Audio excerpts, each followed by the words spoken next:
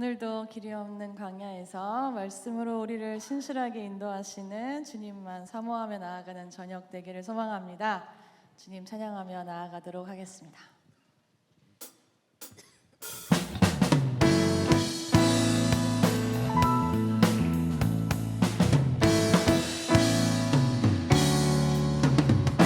거친 세상에서 실패하거든 그 손못 자국 만져라. 고된 일 하다가 힘을 얻으니 그 손못 자국 만져라. 다시 한번 고백하실까요? 거친 세상에서 실패하거든 그 손못 자국 만져라. 고된 일 하다가 힘을 얻으니 그 손못 자국 만져라. 그 손못 자국 만져라. 그 손못 자국 만져라. 주가 널 지키며 인도하시리. 그 손못 자국 만져라. 내가 어둠 속을 걸어갈 때에 그 손못 자국 만져라. 주가 참 평안을 내게 주시니 그 손못 자국 만져라. 내가 부활의 주 따라가려면 그 손못 자국 만져라. 내가 주 안에서 길이 살리라. 그 손못 자국 만져라. 그 손못 자국 만져라. 그 손못 자국 만져라. 주가 널 지키며 인도하시리. 그 손못 자국 만져라. 그 손못 자국 만져라. 그 손못 자국 만져라. 주가 널 지키며 인도하시리. 그 손못 자국 만져라. 너의 죄악의 짐 무거울 때에 그 손못 자국 만져라. 마음 문 열고서 주를 모셔라. 그 손못 자국 만져라. 너의 죄악의 짐 무거울 때에 그 손못 자국 만져라. 마음 문 열고서 주를 모셔라. 그 손못 자국 만져라. 그 손못 자국 만져라. 그 손못 자국 만져라. 주가 널 지키며 인도하시리. 그 손못 자국 만져라. 그 손못 자국 만져라. 그 손못 자국 만져라. 주가 널 지키며 인도하시리. 마지막으로 손못 자국 만져라. 그 손못 자국 만져라. 그 손못 자국 만져라. 주가 널 지키며 인도하시리. 그 손못 자국 만져라.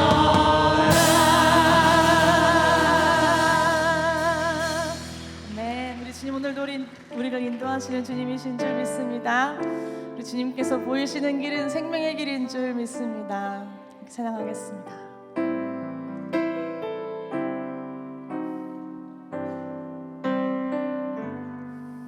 주가 보이신 생명의 길, 나 주님과 함께 상한 마음을 들이며 주님 앞에 나가리. 나의 의로움이 되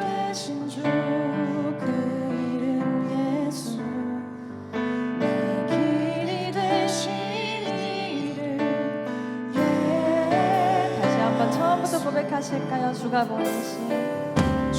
보이신 생명의 길, 나 주님과 상한 마음을 드리며 주님 앞에 나가리. 나의 의로움이 되신 주, 그 이름 예수. 나의 길이 되신 이름 예수.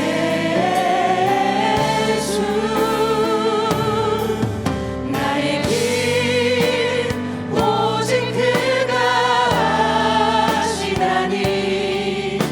나를 단련하신 후에 내가 정금같이 나오리라. 다시 한번 주가 보이신 생명의 길, 주가 보이신 생명의 길, 나 주님과 함께 상한 마음을 드리며 주님 앞에 나가리. 나의 의로움이 되신 주, 그 이름 예수. 나의 길이 되신 이름 예수.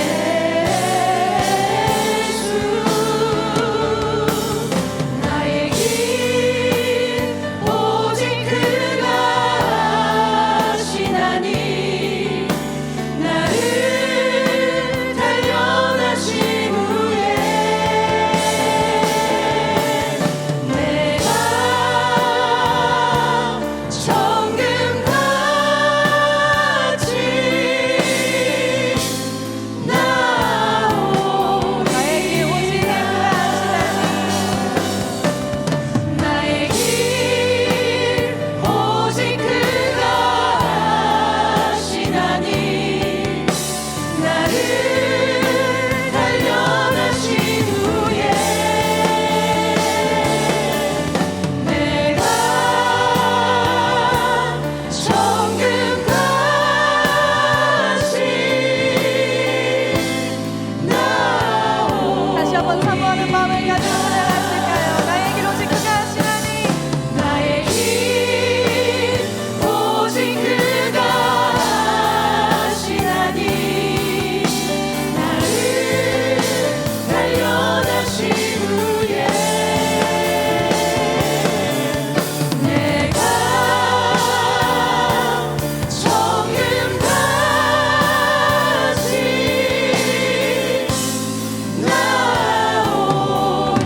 잠잠히 한번 시작하겠습니다.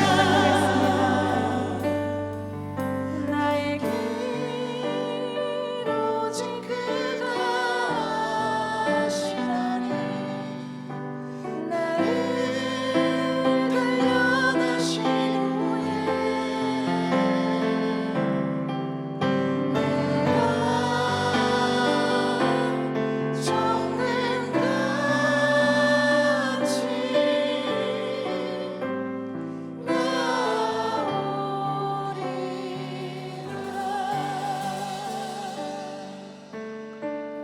오늘 저녁도 말씀을 사모하며 함께 기도하시겠습니다.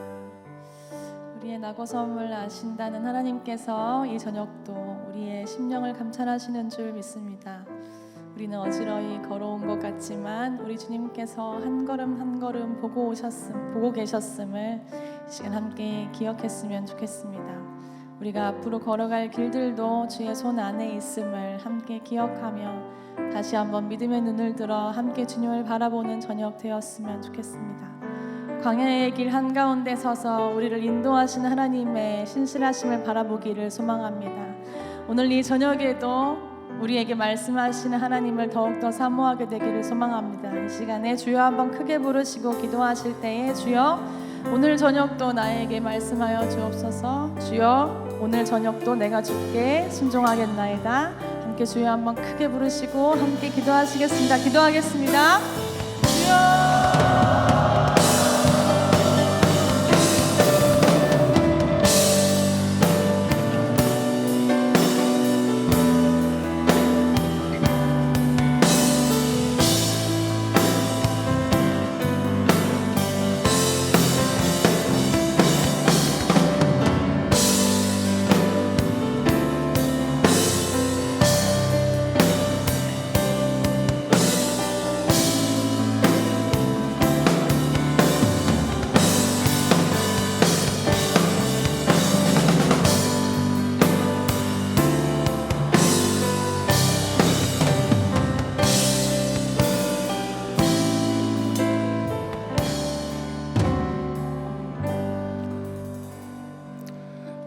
참 좋으신 하나님, 하나님의 사랑을 사모하고 하나님의 은혜를 앙망하는 주님의 자녀들이 모여서 오늘 밤 하나님 주님 앞에 우리가 함께 모여 주의 임재하심을 갈구하며 하나님 앞에 간구합니다. 주님을 만났던 사람들이 얻었던 그 놀라운 변화와 용기와 힘들이 이 시대를 살아가는 저희들에게도 필요합니다. 광야 같은 인생길 참 힘들고 어렵다고만 생각했지 이토록 힘들고 어려울 줄은 몰랐습니다. 그러기에 하나님 앞에 더욱더 간절히 매달리고 주를 의지하고 걸어가는 저희 성도들이 주 앞에 나왔사오니 주님께서 우리를 외면하시면 저희들은 갈 곳이 없습니다. 저희들을 붙들어 주시기를 원합니다. 도와주시기를 원합니다. 역사하여 주시기를 원합니다. 그리하여 정금같이 하나님 앞에 아름답게 세워지고 하나님 앞에 설 수 있는 귀한 주님의 자녀들로 부족함이 없도록 채워주시기를 간절히 원합니다.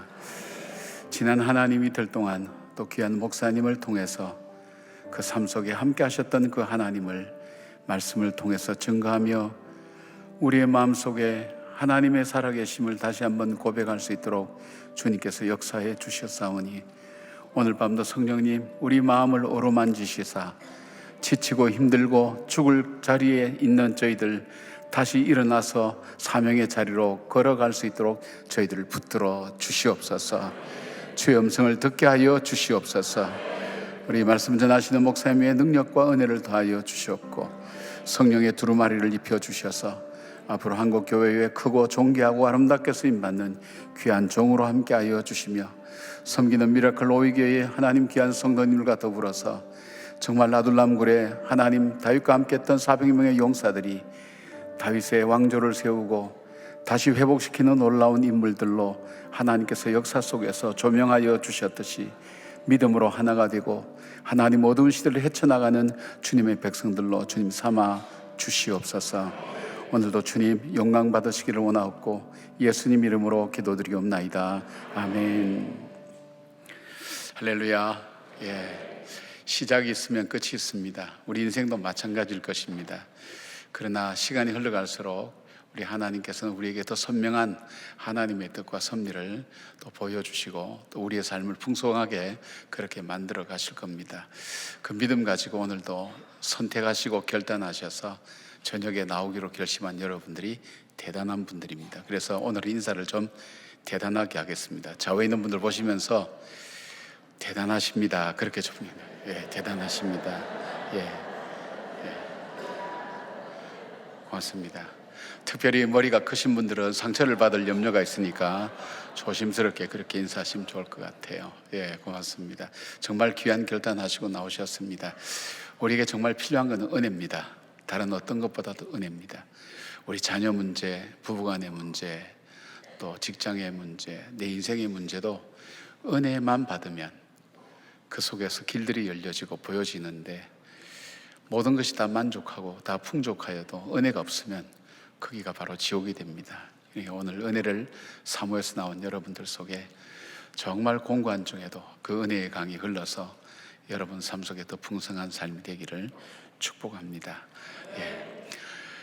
오늘도 우리 기도의 자리에 나와서 함께 기도하는 여러분들을 만큼 귀한지 모르겠습니다. 그리고 미라클 오이교회 교인들 오늘도 참석하셨습니다. 목사님 또 기도로 격려하기 위해서 또 제가 그냥 저는 재밌게 말씀을 드렸는데 목사님은 굉장히 새겨 들으셨던 모양이에요. 아니 저도 한번 부흥회 갔더니 그 강사 그 담임 목사님 그러시더라고요. 목사님 첫날은 제 책임이지만 둘째 날, 셋째 날은 목사님 책임입니다. 이런데 그게 되게 마음에 이렇게 박혔어요.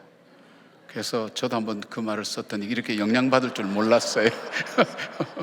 상처까지는 아닌 것 같은데 굉장히 충격을 받으신 것 같은데 거기에 겁이 나서 우리 목사님 도로 가자 그래서 미라클 오이교회 교인들 오셨는데 한번 우리가 환영하면 좋겠어요. 한번 오셨으면 잠깐 손 들어주시기 바랍니다. 한번 일어나 주십시오. 고맙습니다. 감사합니다. 고맙습니다. 감사합니다. 수지 저쪽 밑에 용인 쪽, 수원, 용인 이쪽에서 오시기 때문에 지금 퇴근 시간이 돼서 거의 1시간 반, 2시간 가까이 운전해서 오셔야 되는데 피곤하실 텐데도 오셔서 같이 응원하는 모습들이 얼마나 좋은지 모르겠습니다. 전 참 부럽거든요. 우리 교인들은 그런 적이 없어요.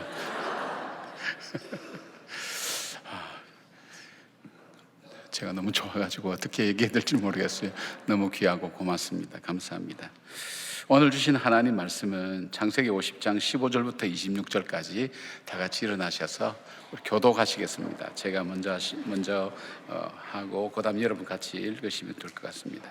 마지막 절은 우리가 함께 하겠습니다. 제가 먼저 시작하겠습니다. 요셉의 형제들이 그들의 아버지가 죽었음을 보고 말하되 요셉이 혹시 우리를 미워하여 우리가 그에게 행한 모든 악을 다 갚지나 아니할까 하고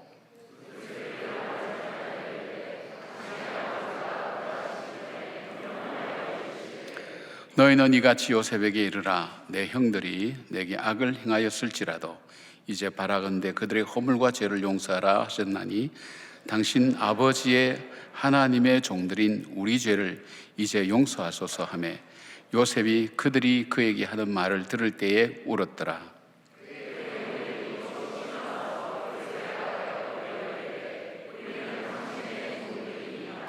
요셉이 그들에게 이르되 두려워하지 마소서. 내가 하나님을 대신하리이까.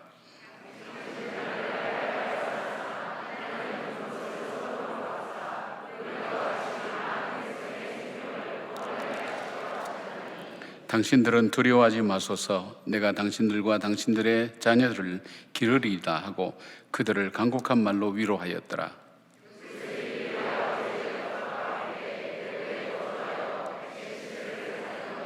에브라임의 자손 3대를 보았으며 므낫세의 아들 마길의 아들들도 요셉의 스라에서 양육되었더라.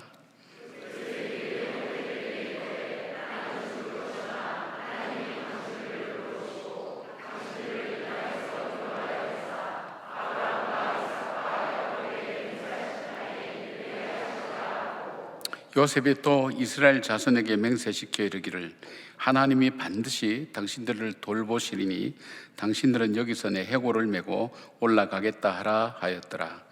요셉이 110세의 죽음에 그들이 그의 몸에 향재료를 넣고 애굽에서 입관하였더라. 이것은 하나님의 말씀입니다. 아멘.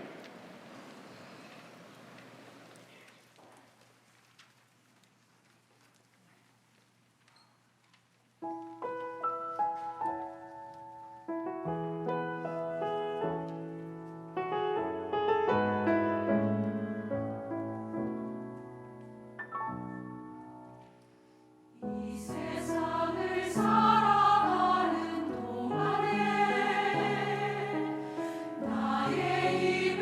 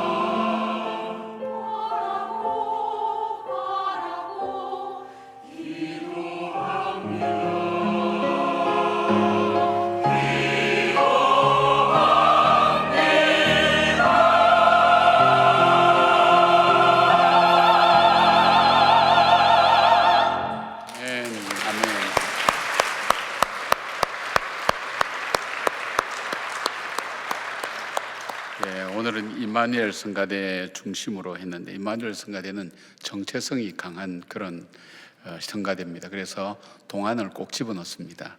우리가 이 세상을 살아가는 동안에 계속 그렇게 해서 얼마나 감사한지 모르겠습니다. 우리 임마누엘 성가대의 특징은 정열적입니다. 열정적입니다.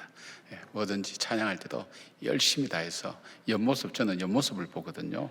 보면 입이 이렇게 쫙 열렸다. 너무 보기 좋아요. 너무 멋있습니다. 오늘 목사님 오늘 마지막 시간인데 하나님께서 늦은 비에 주시는 그 은혜가 오늘 밤도 임할 수 있도록 여러분 함께 사모하는 마음으로 말씀 들었으면 좋겠습니다. 목사님 말씀은 하나님 앞에서라는 제목인데, 아시죠? 목사님은 나오셔서 헌금기도 하시고 시작하시고, 여러분은 목사님 나오실 때 박수 치고 하는 거 다 우리 알고 있죠, 그죠? 오늘도 그렇게 하겠습니다. 고맙습니다.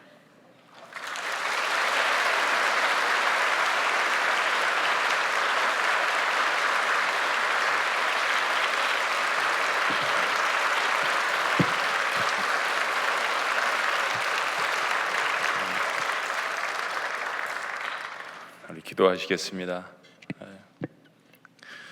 존귀하신 하나님 아버지, 다시 주님의 말씀 앞에 섰습니다. 하나님 앞에 감사한 마음으로 사랑하는 주의 백성들, 자녀들 삶의 일부를 떼어서 주님 앞에 드립니다. 하나님이 물질이 어떤 의미인지 아시죠? 우리의 마음과 우리의 삶을 담아서 우리가 주님을 사랑하고 섬깁니다라는 하나의 우리의 마음의 표시입니다. 하나님, 이 물질이 쓰여지는 곳마다 정말 나 같은 영혼 하나가 주님께로 돌아와서 예수 그리스도를 영접하고 주님 앞에 쓰임받는 놀라운 역사들이 곳곳에 있게 하여 주시옵소서. 하나님, 부흥성의 마지막 날입니다.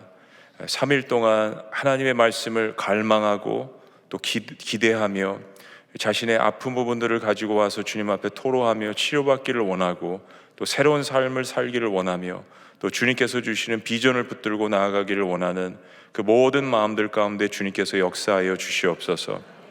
3일 동안 이 부흥 집회를 준비하며 또 애쓰고 수고한 모든 영혼들 한 사람 한 사람 주님께서 기억하여 주시고, 또한 물떠온 하인들만 아는 하나님만이 주시는 기쁨이 넘쳐날 수 있도록 주여 인도하여 주시옵소서. 다시 한번 하나님 말씀 앞에 섭니다. 우리에게 함께하여 주시고 주님 영광 받아 주시옵소서. 존귀하신 이름 예수 그리스도 이름으로 축복하며 기도합니다. 아멘. 할렐루야. 아멘. 주 이름을 높이 찬양합니다. 제가 가장 존경하고 또 닮고 싶은 목회자를 누구라고 말씀드렸죠?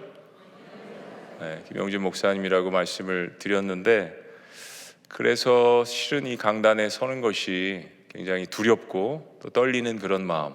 왜냐하면 가장 사랑하고 존경하는 사람 앞에서 설교를 한다는 것, 특별히 가족들 앞에 설교하는 거 힘들거든요. 그런데 동시에 두렵고 떨리는 마음을 뒤로 하고 또 가장 사랑하는 관계 속에서 말씀을 증거할 수 있는 이 강단이 정말 저에게는 큰 축복이고 또 아름다운 시간이라는 것을 생각을 하며 마지막 3일째 아쉬운 마음으로 여러분들에게 말씀을 또 증거를 합니다. 그리고 또 저희 미라클 로이 교회 성도님들 먼 곳에서 이렇게 오셔서 강사의 책임이라는 이야기를 듣고 자리를 채우시기 위해서 오신 우리 성도님들도 감사를 드리고요. 교회의 어떤 연합, 또 말씀을 주고받은 관계 속에 있어서 저도 미국에 있을 때 사실 김영준 목사님을 초청해서 부흥성회를 한 적이 있었거든요. 그래서 어떤 담임 목회자끼리의 어떤 그 우정, 사랑, 이런 관계는 또 교인들끼리도 발전을 하는 것 같더라고요. 저희들 미약한 힘이나마 동안교회를 위해서 저희들도 함께 기도하도록 하겠습니다. 여러분 축복하고 사랑합니다. 첫날 시간에 저희는 엘리야에 관한 말씀을 보았습니다. 거대한 선지자지만 한 개인의 탈진, 영적 어떤 소모, 그런 것 때문에 하나님 앞에 서서 주님과 씨름했던 선지자. 두 번째는 우리 나오미와 룻의 시간을 통하여서 깨어졌던 한 가정과 가문을 하나님께서 어떻게 일으키시는지 그 말씀을 보았습니다. 오늘 세 번째 날 광야에 서 있는 세 번째 사람의 이름은 요셉이라는 사람입니다. 창세기도 거대한 대서사시인데 이 창세기의 마지막을 실은 요셉이 장식을 합니다. 근데 요셉의 인생은 어떤 다른 사람들과 거의 비교할 수 없을 정도로 참으로 어려운 그러한 광야 생활을 한 사람입니다. 누명, 또 모함, 또 배신, 우리가 인생사에서 정말 겪고 싶지 않은 이 세 가지의 대명사의 주인공이라고 할 수 있는 인물이 바로 요셉입니다. 왜 하나님께서 요셉을 빚어가셨을까? 왜 요셉을 주님께서 사용하셨을까? 우리가 오늘 이 본문 말씀을 통하여서 마지막 광야에 서 있는 요셉을 통하여서 우리의 삶도 한번 조명해 보기를 원합니다. 요셉은 아버지 야곱에게 정말 큰 사랑을 받았죠. 편애를 받았습니다. 말씀드리자면 그냥 사랑이 아니라 12아들 가운데 가장 큰 사랑, 왜 아니겠습니까? 야곱이 가장 사랑했던 라헬의 첫 번째 소생이었기 때문에 그렇습니다. 채색 옷을 입혔다고 했는데 그 채색 옷이 물감을 들인, 이게 수천 년 전의 역사인데 엄청난 사랑이죠. 늘 그 옷을 입고 있었던 것 같아요. 아버지의 사랑의 어떤 그 표현.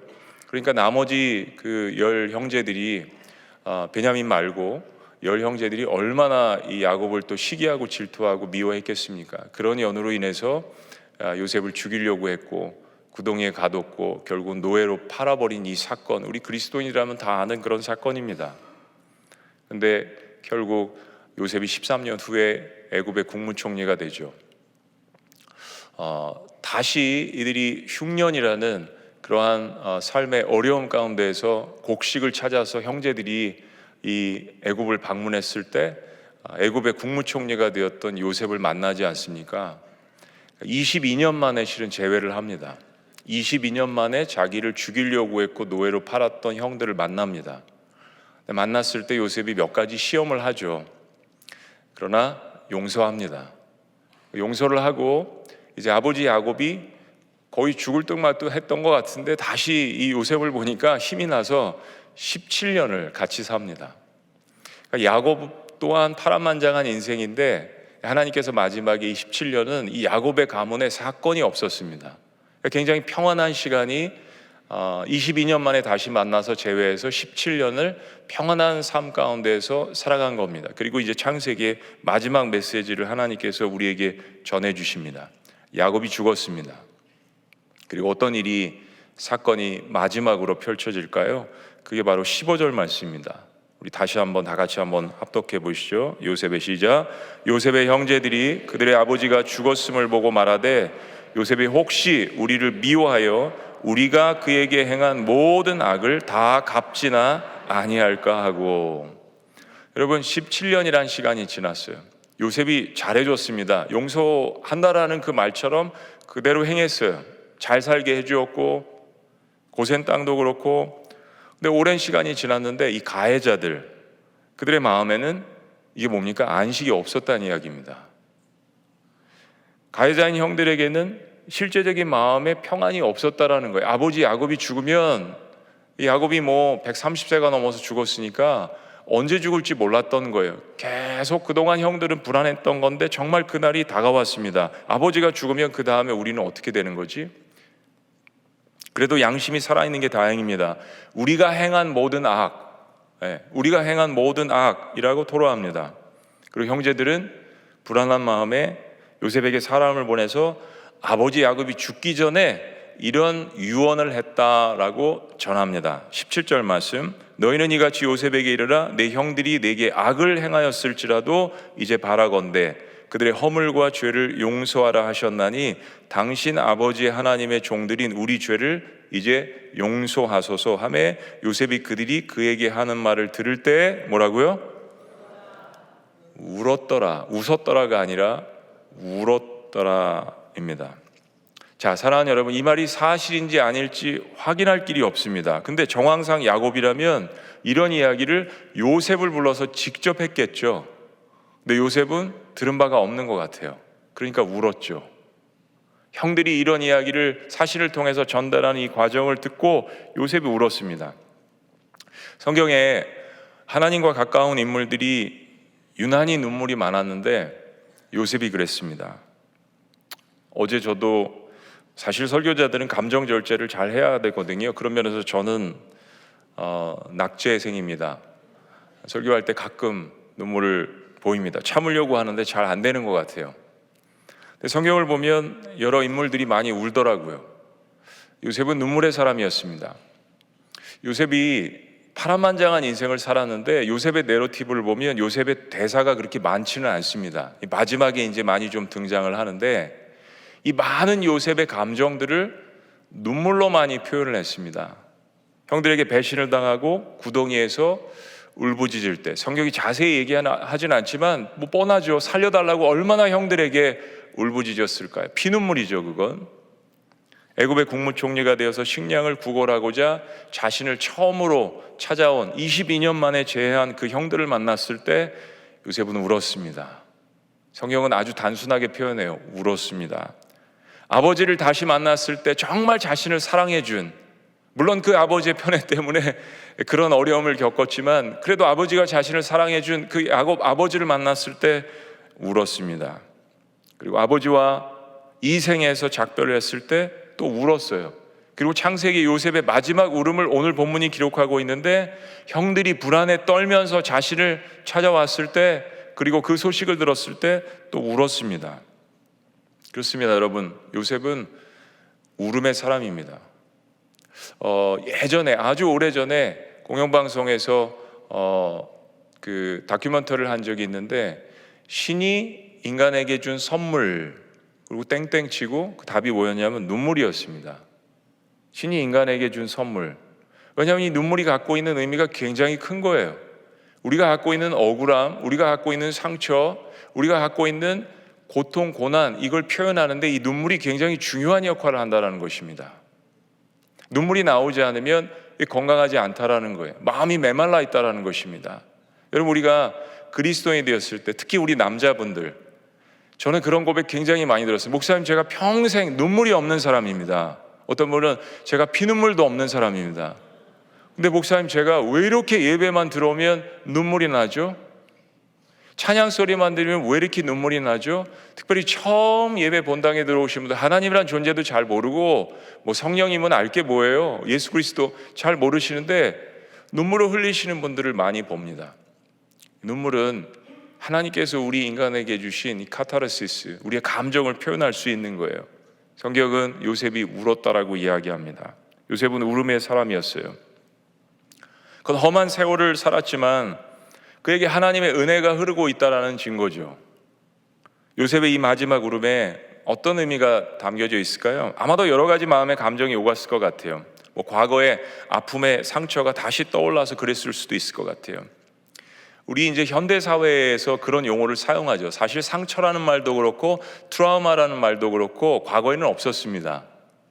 근데 현대인들이 어떤 인간의 이런 본성, 이런 것들을 연구를 많이 하다 보니까 그런 말들이 생겨났는데, 트라우마는 과거에 여러분들이 겪었던 그 일들이 다시 떠오르면서 걷잡을 수 없는 어떤 그 마음의 감정, 어려움, 이런 것들을 이야기하는 거죠.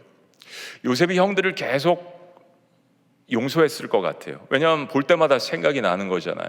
형들은요, 요셉을 구덩이에 쳐놓고서 음식을 먹었다라고 성경이 이야기합니다. 굉장히 잔인했던 거예요. 그 형들을 계속해서 본다, 그들을 돌본다, 그 볼 때마다 그 생각이 나지 않겠어요? 왜 예수님께서 주님, 우리가 어떻게 용서해야 돼요? 뭐 몇 번 용서해야 돼요? 예수님 말씀은 70번에 7번, 뭐 그거를 세 가지고 나 저 사람 490번 딱 용서하고 그 다음부터 복수할 거야. 주님이 말씀하신 그 의미는 이 용서가 한 번이 아니라 지속적이라는 것을 말씀하시는 겁니다. 주님께서도 우리를 한 번 모든 것을 용서하셨지만 그 이후에도 지속적으로 용서하시거든요. 요셉은 이 세월을 17년 동안 반복적으로 겪었을 겁니다. 트라우마가 올라올 때마다, 요셉의 나이 겨우 17살이었어요. 모진 세월을 22년 동안 실은 겪은 거거든요. 아마 이 감정이 올라왔을 것 같아요. 형들이 그 얘기를 했을 때. 근데 그 모든 고난의 시절을 지냈음에도 불구하고 자기 자신에게 다가오신 그 하나님의 은혜가 그 모든 것들을 덮고 남기에 감격한 눈물이 아니었을까? 저는 그게 틀림없을 것 같아요.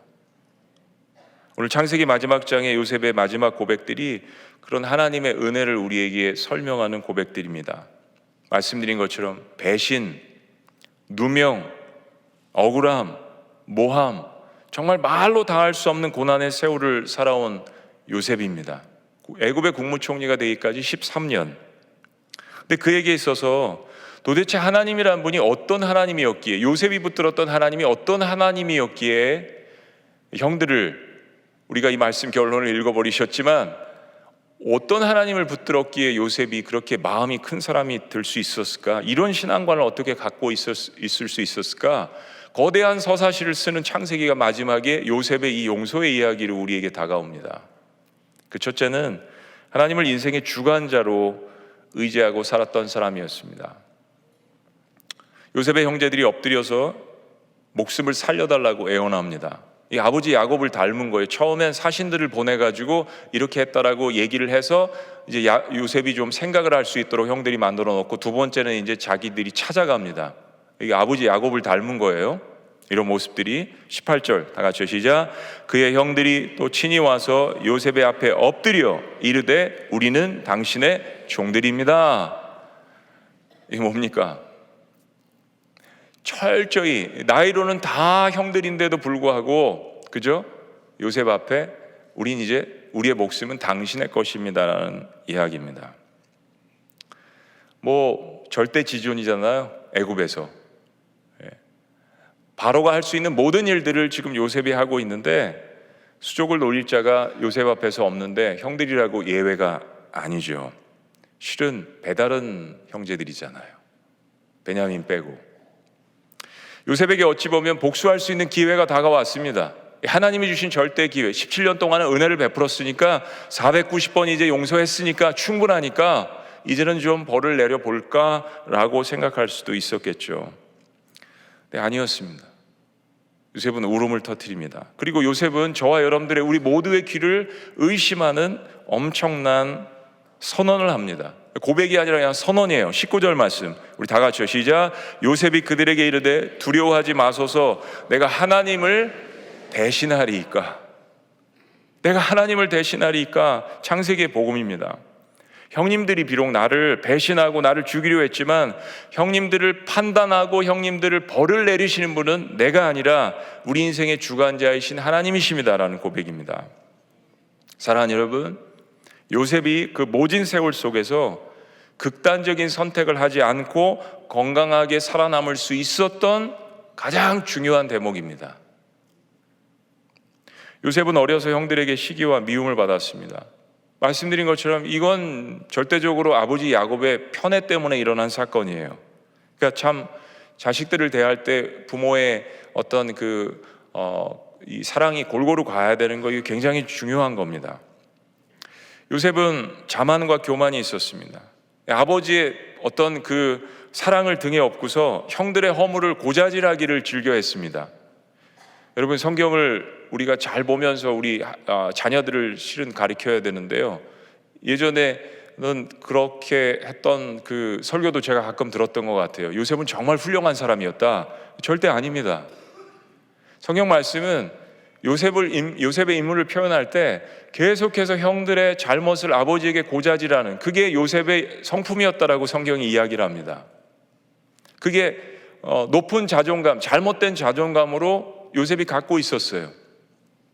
그러니까 형들의 시기와 미움과 질투를 받았던 것은 실은 어떻게 보면 당연한 거죠. 어떤 꿈을 꿨습니까? 들판의 볕단들이 자신에게 절을 하고 하늘의 해와 별이 다 자신에게 절을 하는 꿈을 꾸었다라고 자랑을 합니다. 하루는 형들이 양을 치러 도단까지, 그 집에서 굉장히 먼 길이거든요. 양을 치려면 때로는 그렇게 가야 합니다. 며칠 길을 가는 그 길을 아버지 야곱이 또 이야기합니다. 야, 너 형들 잘 하고 있는지 가서, 사실은 우리말로 번역하면 스파이하라는 이야기예요. 그런데 여러분, 야곱이 그 먼 길을 도단까지 가면서 무슨 옷을 입고 갔는지 성경이 기록을 합니다. 채색 옷을 입고 갔다고 했어요. 그러니까 형들이 요셉이 거기에 오는 걸 보면 정말 환장을 하는 거죠. 우리를 또 스파이하러 왔구나. 그리고 아버지한테 보고하러 지금 온 거구나. 근데 옷은 채색 옷을 입고 왔어요. 그래서 뭐라고 이야기합니까? 꿈꾸는 자가 오는도다. 우리가 저를 죽이자라고 모의를 했습니다. 그래도 말리는 첫째 형 르우벤, 그리고 우리가 죽이지 말고 이집트에 노예로 팔아넘기자라는 유다의 말에 생명은 건지게 됐습니다.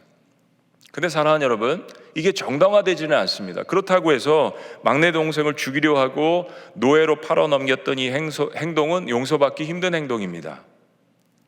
나에게 어떤 가해를 했다고 해서 나도 같은 행동을 하는 거, 계속해서 아버지에게 고자질을 하고 우리를 힘들게 하고, 그래 쟤 죽어도 마땅해 라는 이런 마음을 성경이 정당화시키는 것이 아닙니다. 그건 힘없는 동생에 대한 어떤 집단 살인행위나 마찬가지죠. 요셉은 그렇게 일면식도 없는 애굽에 노예로 팔려갑니다. 그런데 그렇게 노예로 팔려간 보디발 장군의 집에서 요셉이 정신을 차려갑니다. 아무도 자신을 보호해 줄 수 있는 장치가 이제는 없어졌습니다. 고향에도 아버지도 주변에 어떤 도움도 받을 수 없는 이 상황 가운데서 요셉이 정신을 차립니다. 하나님을 붙듭니다. 그리고 성실하게 일해서 그 집안일을 다 총괄하는 보디발 장군의 집사 총무가 됐습니다. 보디발 장군이 이 요셉과 하나님께서 함께 하시는 것을 보았다라고 성경이 기록을 하는 것을 통해서 우리는 요셉이 이 상황 가운데서 하나님을 붙들었다는 것을 확실히 알 수 있죠. 요셉은 이제 하나님께서 인생의 길을 여시나 싶었을 겁니다. 노예로 이렇게 팔려왔는데 이 높은 장군의 이 집에서 이런 역할을 하고 있으니까 이제 기회가 생겼나 보다 그렇게 생각했을 거예요. 근데 여기서 보디발 장군의 아내가 성실하고 충성스럽게 일하는 이 요셉을 보고 한눈에 반합니다. 그리고 요셉을 유혹을 하는데 성경이 날마다 라는 표현을 씁니다. 잠자리를 같이 하자고 날마다 요셉을 유혹을 했습니다. 여기에 이겨낼 장사가 있을까? 만약에 요셉이 이런 고난이 없었다면, 이런 광야길이 없었다면 요셉은 이 유혹에 당장 넘어갔을 거예요. 요셉은 넘어가지 않습니다. 인생의 쓴맛을 봤거든요. 그리고 자신의 인생의 잘못된 결과들이 어떻게 생겨나는지를 요셉은 배웠습니다. 학습 능력이 생긴 거죠. 남자 노예로서 이런 상황에 걸려들면 예스 해도 죽는 거고 노우 해도 죽는 겁니다. 여러분, 예스 하면 이거 발각되면 죽는 거고, 노우 하면 보디발 장군의 아내한테 죽는 거고, 노예는 자기 의지가 없잖아요. 요셉이 이 위기 속에서 이런 고백을 합니다. 창세기 39장 9절인데요. 우리 다 같이 한번 읽어보시죠. 다 같이 시작. 이 집에는 나보다 큰 이가 없으며 주인이 아무것도 내게 금하지 아니하였어도 금한 것은 당신뿐이니 당신은 그의 아내임이라. 그런즉 내가 어찌 큰 악을 행하여 하나님께 죄를 지으리이까. 보디발 장군의 아내 앞에서, 악녀죠, 그죠? 근데 그 악녀 앞에서 내가 어찌 하나님께 죄를 지으리이까 고백합니다. 요셉이 더 이상 치기 어린 우쭐한 마음으로 형들의 잘못이나 고자질하는 어린아이가 아니었습니다. 구덩이에 빠져서 살려달라고 애처롭게 외치는 발버둥 치는 연약한 소년이 아니었습니다. 그가 두려운 것은 딱 두 가지. 자신에게 호의를 베푼 그 주인을 배신할 수 없다라는 겁니다. 사람과 신의를 지키겠다는 겁니다. 두 번째는 그 모든 것을 보고 계시며 이 상황에서도 나와 함께 하시는 그 하나님을 배신할 수 없다라는 겁니다. 어제 우리가 배운 거죠. 신앙은 하나님과 신의를 지키고 사람들 사이의 신의를 지키는 거라고 했습니다. 형들에게 배신을 당한 인생의 극심한 트라우마가 있는 이 요셉이 하나님과 자신의 주인에게 의리를 지키는 이 장면, 이거 요셉이 완전히 변화되고 있는 것입니다. 다른 사람들을 배신했던, 다른 사람들에게 누명을 씌우고 고자질을 했던 요셉이 그 일을 겪어보면서 이제는 사람들과 신의를 지키고 하나님과 신의를 지키는 사람이 되어갑니다. 요셉은 주인의 아내를 건드리는 것을 하나님께 죄를 짓는 것이라고 보디발 장군의 아내에게, 이건 사실은 복음을 전하는 거죠. 우리 이 일을 하나님께서 보고 계시다라는 이야기입니다. 자, 근데 사랑하는 여러분, 이 정도 드라마가 가면, 그죠? 이 정도 드라마가 가고 이 정도 신앙 고백을 하면 잘 돼야 되잖아요. 그런데 그렇지 않습니다. 요셉의 이런 의로운 행동이, 의로운 결정이 화근이 되었습니다. 여러분 신앙생활 하시면서 여러분이 직장에서 내린 결정이, 여러분이 가정에서 내린 결정이 의로운 결정이고 옳은 결정이고 선한 결정이었는데 그것 때문에 손해를 보신 적이 있습니까?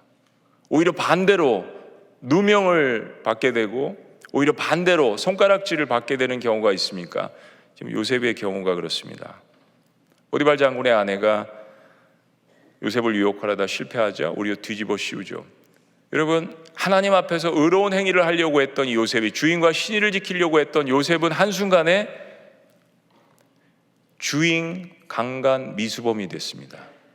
주인의 아내, 얼마나 파렴치한, 신분도 노예인데 거기다가 주인의 아내를 감히 겁탈을 하려고 해. 이게 장안에 소문이 다 퍼졌을 것 아니겠습니까? 근데 참 신기하게 막강한 권력을 가졌던 보디발 장군이 요셉을 죽이지 않습니다. 뭔가 마음 가운데 요셉을 바라봤던 마음도 있었을 것이고 자신의 아내를 바라봤던 마음도 있었을 거예요.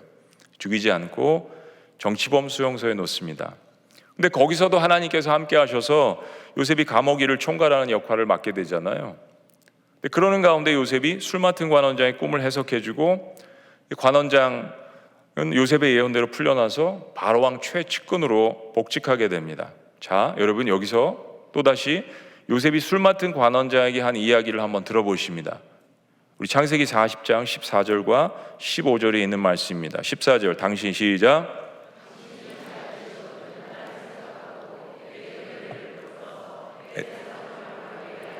이 집에서 나를 건져 주소서. 나는 히브리 땅에서 끌려온 자여 여기서도 옥에 갇힐 일은 행하지 아니하였나이다. 여러분, 요셉의 이 고백을 보면 억울함이 묻어나 있습니다.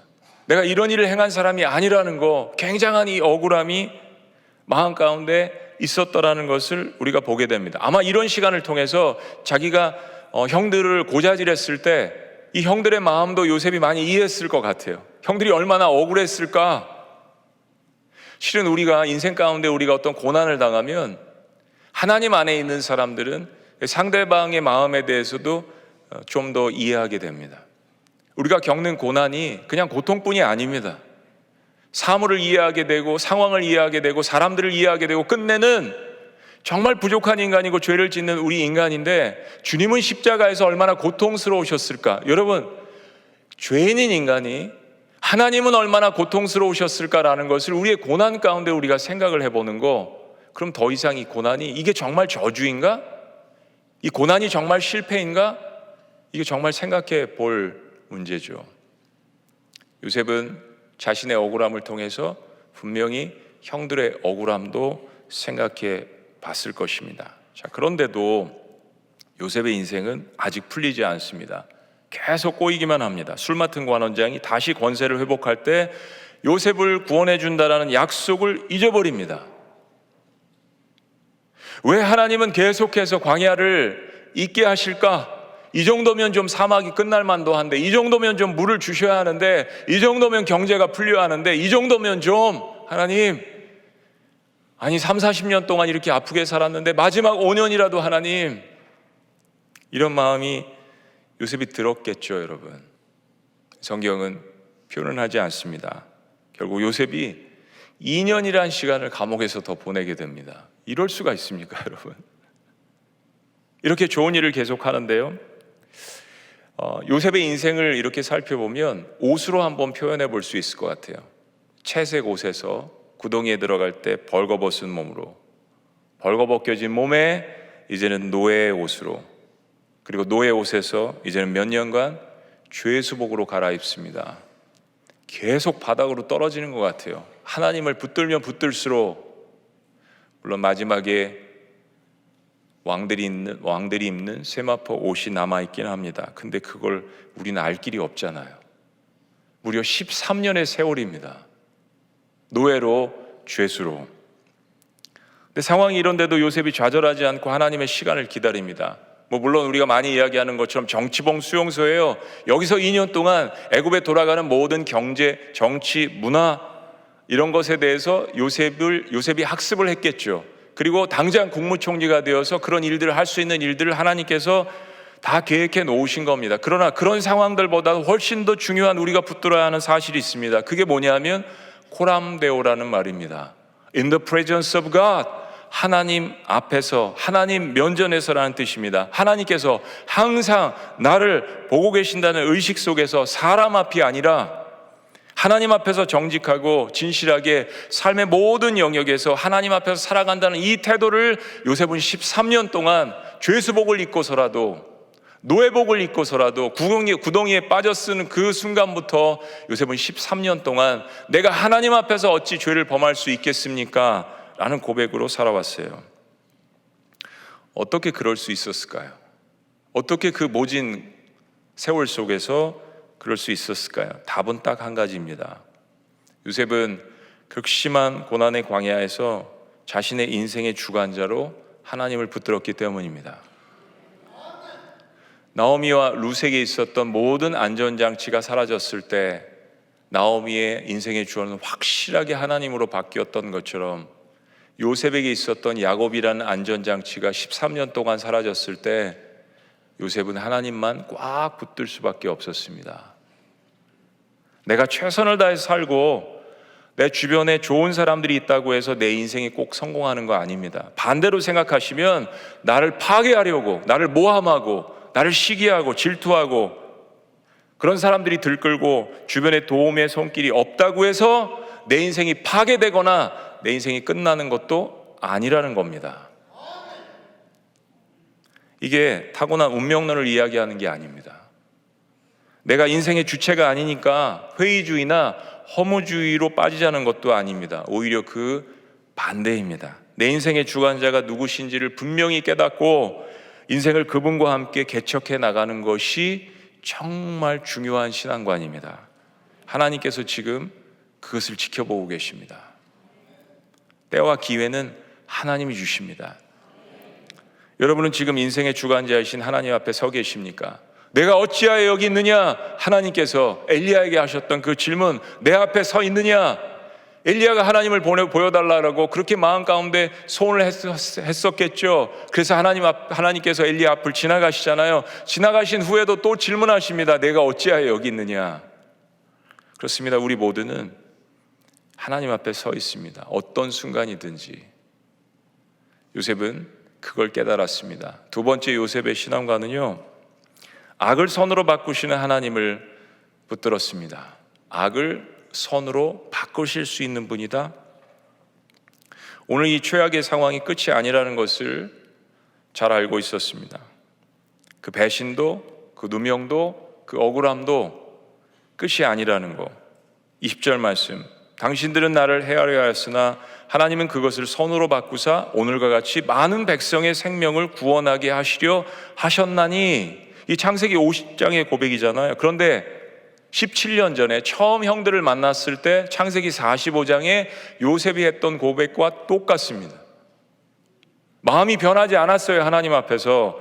여러분 그 말씀을 시간을 되돌켜서 한번 보실까요? 창세기 45장 4절부터 8절. 요셉이 형들에게 이르되 내게로 가까이 오소서. 그들이 가까이 가니 이르되 나는 당신들의 아우 요셉이니 당신들이 애굽의 판자라. 당신들이 나를 이곳에 팔았다고 해서 근심하지 마소서. 한탄하지 마소서. 피해를 받은 사람이 오히려 위로를 합니다. 하나님이 생명을 구원하시려고 나를 당신들보다 먼저 보내셨나이다.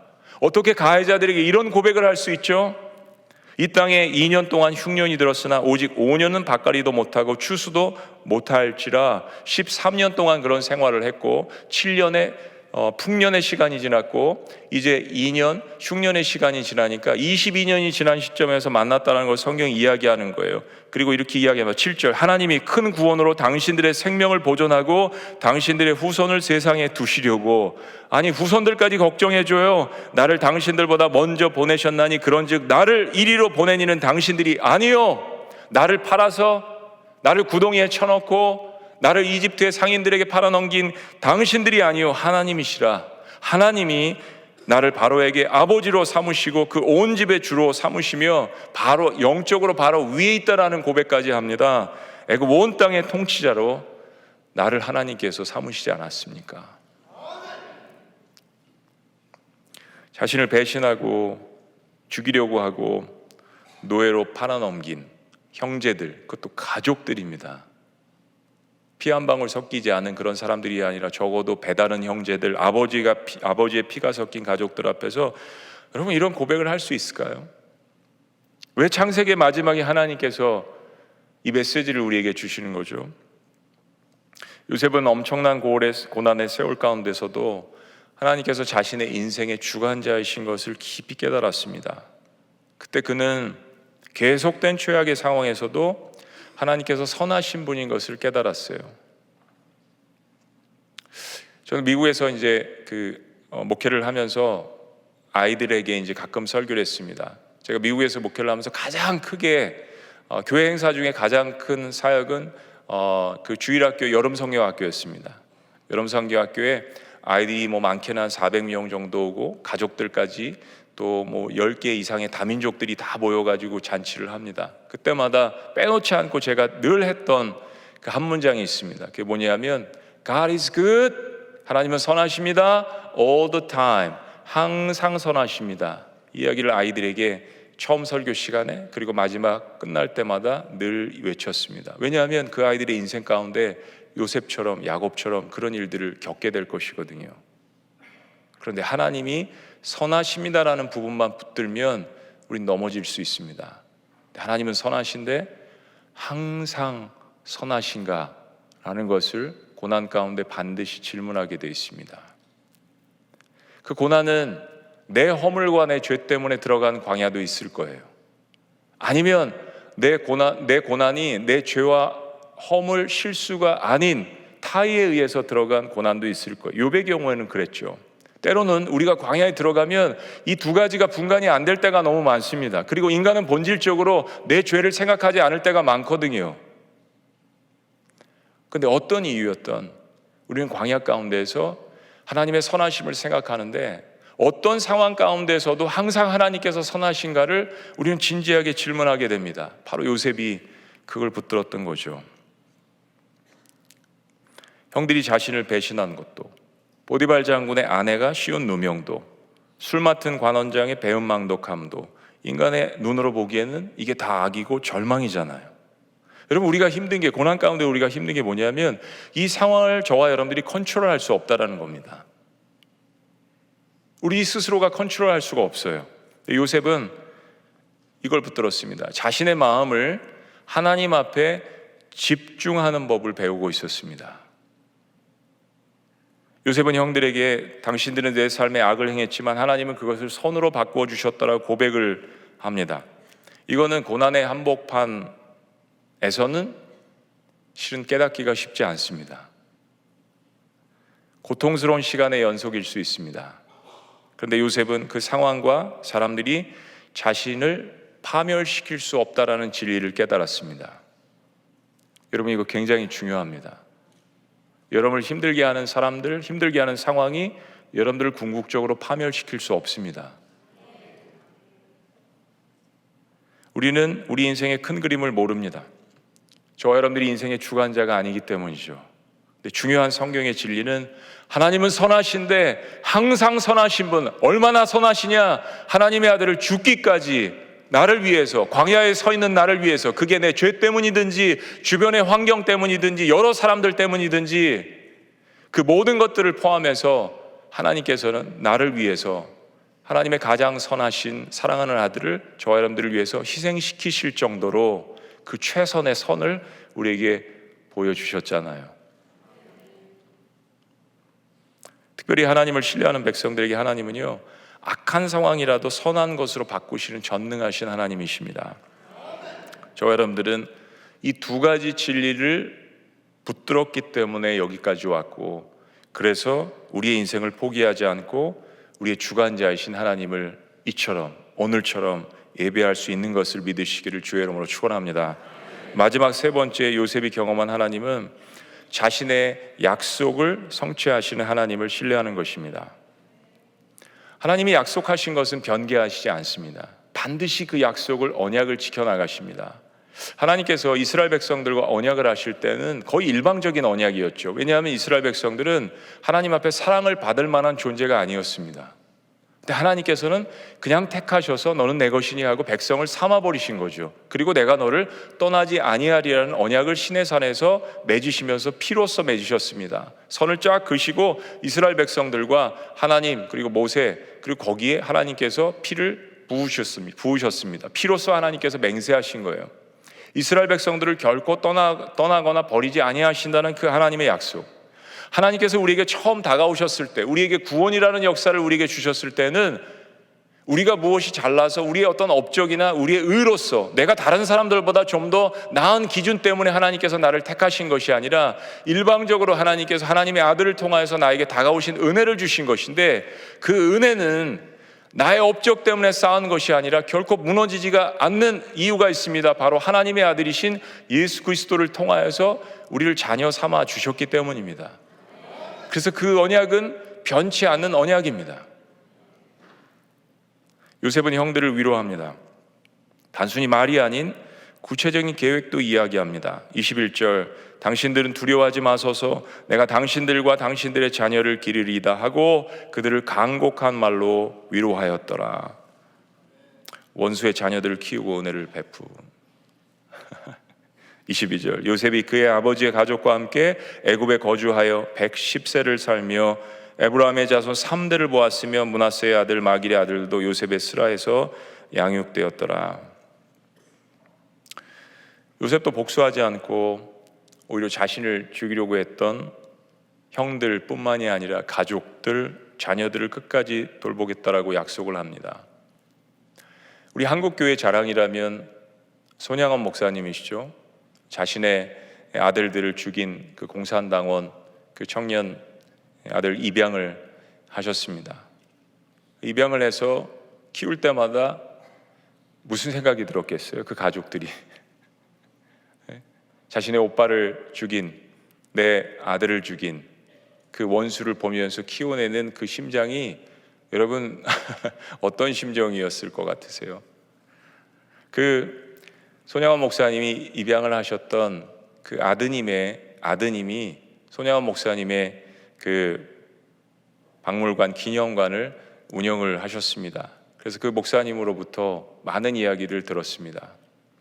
얼마나 그 사랑의 결정이 위대했을 뿐만 아니라 그 사랑을 지켜나가는 과정이 얼마나 힘들었는지를. 하나님은 전능하신 분이죠. 엘샤다이 하나님이십니다. 그렇다고 해서 하나님께서 감정이 없으시냐? 그게 아니라는 걸 성경이 우리에게 보여줍니다. 예수님의 눈물을 통해서 우리는 하나님 아버지를 바라볼 수 있습니다.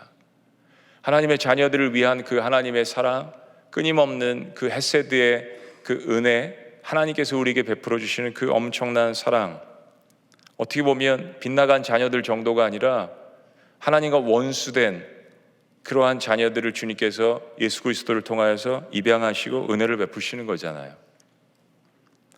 요셉은 두 가지 예언을 합니다. 첫째는 하나님께서 아브라함과 이삭과 야곱에게 언약하신 대로 다시 약속의 땅으로 돌아가게 하실 것이라는 겁니다. 24절 다 같이요, 시작. 요셉이 그의 형제들에게 이르되 나는 죽을 것이나 하나님이 당신들을 돌보시고 당신들을 이 땅에서 인도하여 내사 아브라함과 이삭과 야곱에게 맹세하신 땅에 이르게 하시리라. 두 번째는 후손들이 요셉의 유고를 가지고 가나안 땅으로 돌아가게 될 것을 이야기합니다. 25절, 요셉이 또 이스라엘 자손에게 맹세시켜 이르기를 하나님이 반드시 당신들을 돌보시리니. 다시 한번 언약을 합니다. 계속해서 위로를 합니다. 당신들은 여기서 내 해골을 메고 내 유고를 메고 올라가겠다 하라 하였더라. 요셉이 110세의 죽음에 그들이 그의 몸에 향제를 놓고 애굽에서 입관하였더라. 고생을 많이 해서 그랬을까요? 형제들보다 먼저 죽습니다. 그리고 아브라함과 이삭과 야곱, 요셉 그 후대에 걸쳐 하나님의 거대한 약속을 이루어가시는 그 하나님, 요셉 역시 그 하나님을 붙들고 신뢰했다라는 것을 이 마지막 구절에서 하나님께서 보여주십니다. 그리고 하나님은 하나님의 그 거대한 비전 가운데서 한 챕터를 장식할 요셉과도 함께 하셨습니다. 너무나도 놀랍게도 400년이 지난 후 여러분 12지파의 이스라엘 백성들이 수백만으로 불어나서 애굽을 탈출을 하는데 아까 요셉이 이야기한 그 하나님의 언약이 변치 않고 성취가 됩니다. 출애굽기 13장 19절 말씀입니다. 하나님께서 여러분 삶 가운데, 예배하는 가운데, 기도하는 가운데, 말씀을 묵상한 가운데 혹시 여러분에게 하나님의 말씀으로, 레마의 말씀으로 언약하신 것이 있다면 여러분 이 말씀을 기억하셨으면 좋겠습니다. 400년 후에 어떤 사건이 일어났는지 출애굽기 13장 19절 말씀입니다. 다 같이 시작. 모세가 요셉의 유고를 가지고 나왔으니 이는 요셉이 이스라엘 자손에게 맹세하게 하여 이르기를 하나님이 반드시 너희를 돌보시니 너희는 여기서 내 유고를 가지고 나가라 하였음이더라. 하나님의 약속의 말씀이 400년 후라도 성취가 되었습니다. 신앙생활 잘하는 비결 가운데 하나는 하나님께서 나에게 어떤 언약을 주셨는지를 잘 알고 있는 사람입니다. 그리고 그 언약을 광야 생활 가운데 끝까지 잘 붙드는 사람입니다. 3일 동안 이 말씀 부흥회를 통하여서 하나님께서 여러 말씀을 주셨습니다. 근데 여러분 상황과 여러분 삶의 연수라든지 신앙의 연수는 다르거든요. 근데 분명히 하나님께서 한 사람 한 사람을 찾아가 주셔서 여러분에게 주신 말씀이 있습니다. 그 말씀을 붙들고 기도하는 사람이 결국에는 그 말씀의 결과를 보게 됩니다. 하나님은 아브라함과 이삭과 야곱과 요셉에게 언약하신 거대한 공동체에 대한 모든 것들을 성취하실 것입니다. 그리고 그 거대한 역사 가운데 한 파트를 담당하는 그 모든 사람들에게 개인적으로 약속하신 것도 다 동일하게 주님께서 이루실 것입니다. 동안교회라는 이 거대한 공동체 속에서 하나님께서 주신 한 가지의 복음을 증거하라는 이 사명을 감당하시는 모든 한 사람 한 사람의 하나님께서 개인적으로 주신 그 사명도 공동체 안에서 다 이루게 하실 것이라는 말씀입니다. 한치의 오차도 없이, 한 번의 실수도 없이 하나님의 때, 하나님의 방법으로, 하나님의 장소에서 하나님께서는 악을 선으로 바꾸시며 그분의 역사를 이루어 나가실 것입니다. 창세기를 마무리하면서 한 가지 여운을 여러분들에게 남기려고 합니다.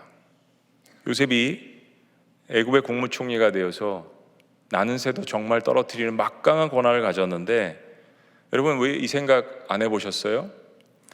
왜 바로, 그죠? 30살의 국무총리가 되었을 때 바로 마차들 이끌고 군사들을 이끌고 가서 형들에게 찾아가서 복수하지 않았을까? 왜 보디발 장군의 아내를 찾아가서 그의 무고함을 증명하지 않았을까? 이제는 보디발 장군보다 더 높은 위치에 있잖아요. 그죠? 왜 술 맡은 관원장을 벌하지 않았을까? 성경에 이런 이야기가 하나도 기록되어 있지 않아요. 전 너무 궁금해요. 보디발 장군의 아내를 찾아서 색출해서, 여러분 대한민국 지금 이 시대 드라마를 보세요. 1위가 뭡니까? 다 복수국이에요. 사람들이, 우리 대한민국 사람들 마음 가운데 분노가 전 세계 1위인 것 같아요. 여러분 미국에서 뭐 총기 사건이 일어나가지고 많이 죽습니다. 2만 명 이상씩 매년. 아이고 미국 망할 것 같아. 근데 사랑하는 여러분, 우리나라는 총기 규제가 있잖아요. 대한민국의 총기 규제가 풀리면 우리나라가 1등이에요.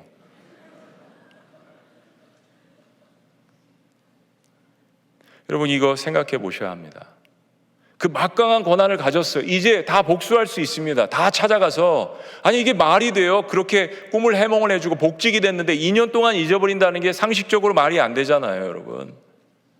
아무리 그렇게 고자질을 했다고 해서 사람을 죽이려고 하고 노예로 팔아넘기고 이게 형들이에요? 말이 안 되잖아요, 여러분.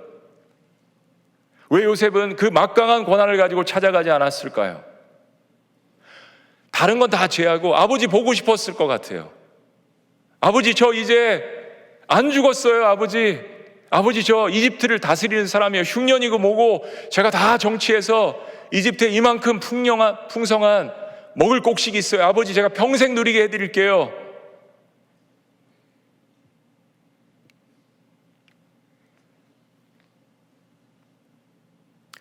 근데 요셉이 찾아가지 않았습니다. 다른 건 다 제하고 아버지가 그렇게 보고 싶었을 텐데 7년의 대풍년의 시간이 지나갑니다.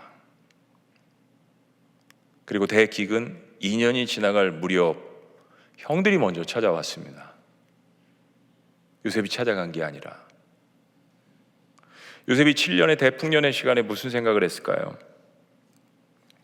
하나님께서 자신의 인생 가운데 수많은 일들을 허용하셨는데 그게 선한 일이든지 악한 일이든지 전능하신 하나님께서 엘샤다이 하나님이 내 인생 가운데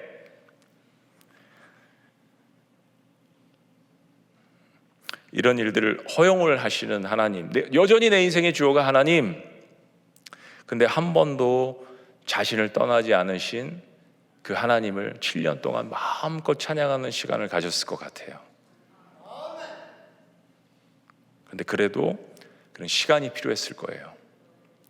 자신을 치유하고 회복하는 이 광야의 시간이 또 다른 광야의 시간. 이제 자신의 위치는 국무총리요, 막강한 권한과 물질과 권력을 소유했지만 마음 가운데 해결되지 않았던 이 한 부분, 형들을 용서하는 부분이죠. 성경은 그걸 울음으로 계속 표현을 합니다. 처음부터 용서하지 않았잖아요. 결심했을 거예요, 만났을 때. 그래서 막 골탕 먹이잖아요. 그렇죠, 여러분? 하나님이 또 보시면서 그래, 괜찮아, 그 정도는 괜찮아 하셨을 것 같아요. 7년의 풍년의 시간 속에서 요셉은 형들을 용서하고 그들을 만나기 위한 준비의 시간을 갖지 않았을까요? 아버지, 조금만 기다려 주세요. 그리고 하나님께서는 언약을 주시지 않았겠어요? 네가 아버지 야곱을 만날 때까지 결코 그의 생명을 거두지 않을 것이라는 약속을 주셨을 거예요, 아마. 그리고 회복해 하십니다. 17년을 같이 살게 하십니다. 저는요, 광야에서다 이 말씀을 마치면서 이 말씀을 듣는 모든 분들에게 이 말씀을 꼭 드리고 싶어요. 하나님께서 저 여러분들에게 그런 7년의 대풍년의 은혜의 시간을 주실 것이라고 믿습니다.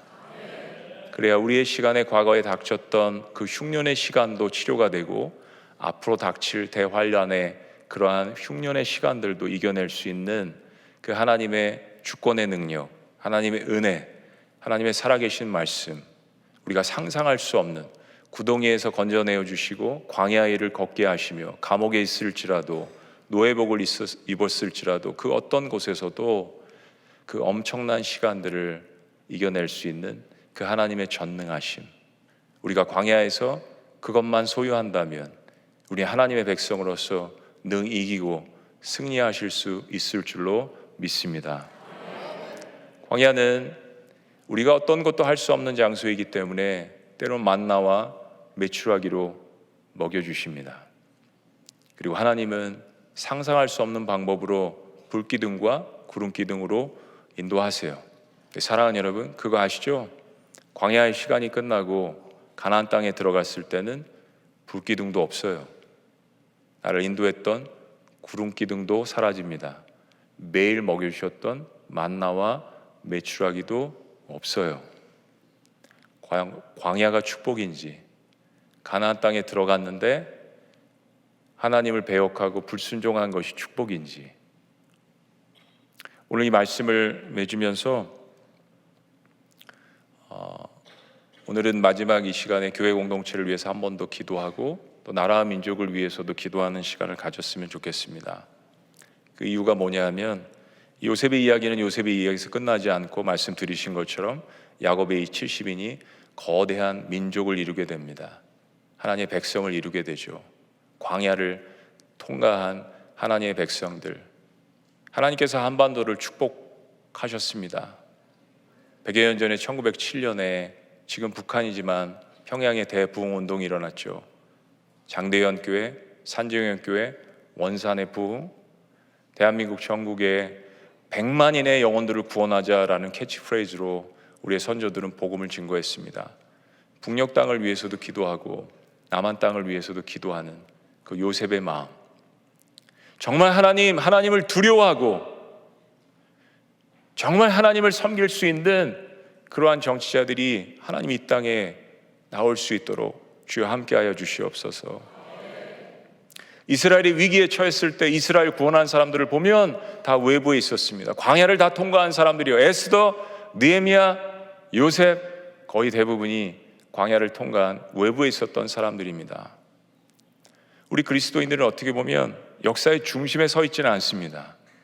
우리는 늘 외부에 있는 사람들입니다. 영적으로야 센터에 있지만 세상 중심에 서 있는 것이 아니라 우리는 하나님의 사람들로서 때로는 모함을 당하고, 때로는 하나님을 믿는 온전한 신앙 때문에 누명을 쓰기도 하고 어려운 일을 겪기도 하고, 모르겠어요, 대한민국에서 직장에서 그런 일들이 있죠. 근데 사랑하는 여러분, 전 세계 수많은 그리스도인들은 여전히 그런 핍박 가운데 내가 예수님을 믿는 것 때문에 죽임을 당하고 공동체에서 쫓겨나고 살인을 당하는 그러한 지역에 살고 있습니다. 하나님의 나라에서는 센터에 살고 있는 거예요. 센터에 살고 있는 저희들로서 요셉과 같은 마음을 가지고 하나님께서 주시는 이 하나님의 은혜를 설파하고, 도저히 용서할 수 없는 사람도 용서할 수 있는 마음을 달라고 기도한다면, 교회가 그런 마음으로 나아가며 하나님의 능력을 간구한다면 이 세상을 하나님께서 교회 공동체를 통하여서, 광야를 통과한 사람들을 통하여서 능히 변화시켜 주실 것을 믿습니다. 하나님께서 수십 년 동안 동안교회를 이 자리까지 인도하셨습니다. 25년 동안 김영준 목사님을 통하여서 귀한 말씀들을 증거케 하셨습니다. 이제 하나님께서 더욱더 큰 은혜를 광야에 서 있는 여러분들을 통하여서 이루시기를 주의 이름으로 축원합니다. 기도하시겠습니다.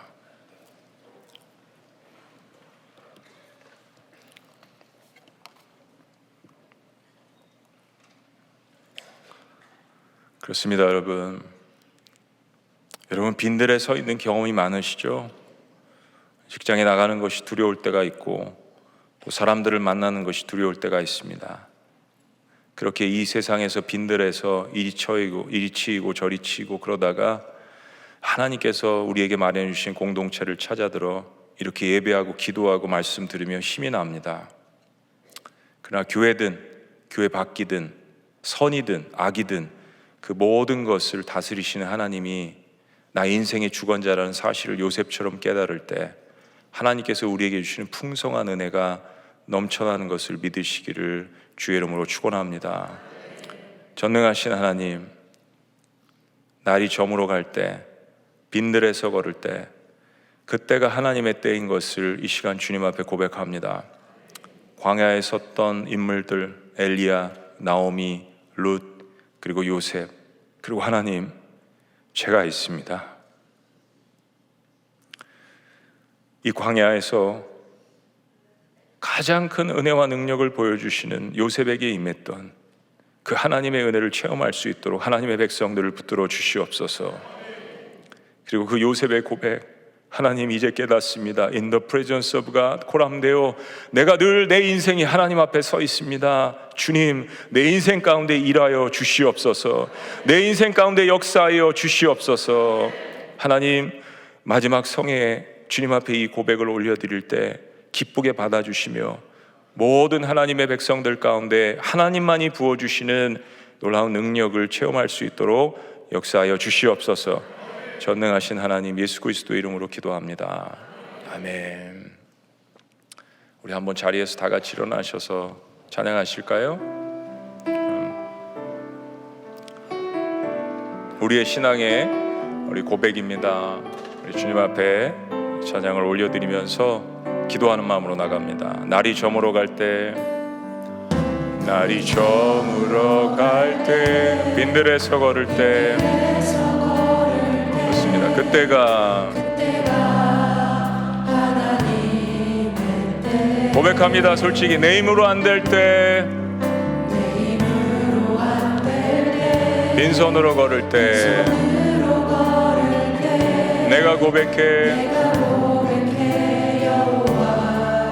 이래 주가 걸으시 주가 일하시네, 주가 일하시네, 주께 바뀌지 않는 자에게 주가 일하시네, 주가 일하시네, 주가 일하시네, 신뢰하며 오는 자에게 갑니다. 우리 모인 이곳에, 우리 모인 이곳에 주님 함께 계시네. 주님 함께 계시네.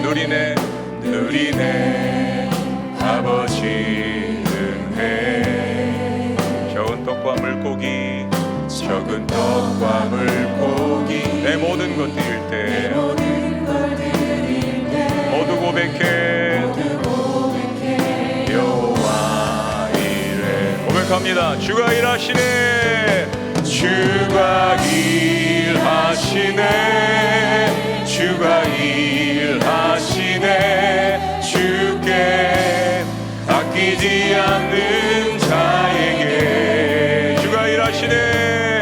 주가 일하시네. 주가 일하시네. 신뢰하며 우리 더 힘차게 믿음으로 고백할까요? 주가 일하시네. 주가 일하시네. 주가 일하시네. 주께 아끼지 않는 자에게 주가 일하시네. 주가 일하시네. 주가 일하시네. 신뢰하며 걷는 자. 다시 한번 요셉처럼 고백합니다. 주가 일하시네. 주가 일하시네. 주가 일하시네. 주께 아끼지 않는 자에게 주가 일하시네. 주가 신뢰하며 걷는 자의 선포합니다. 나의 길 오직 그가 하시나니 나를 단련하신 후에 내가 정금같이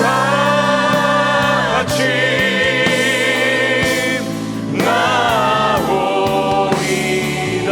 다시 한번 고백합니다.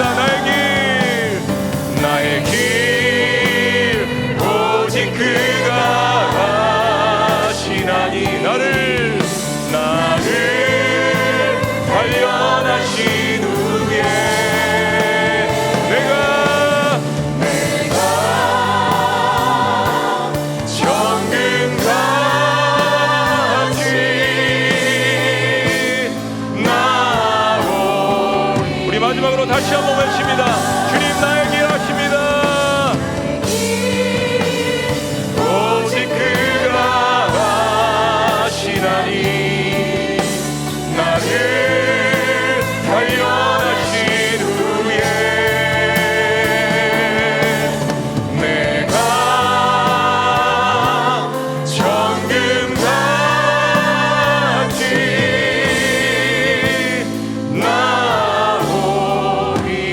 나오리라. 나의 길 오직 그가 하시나니 나를 단련하신 후에 고백합니다. 내가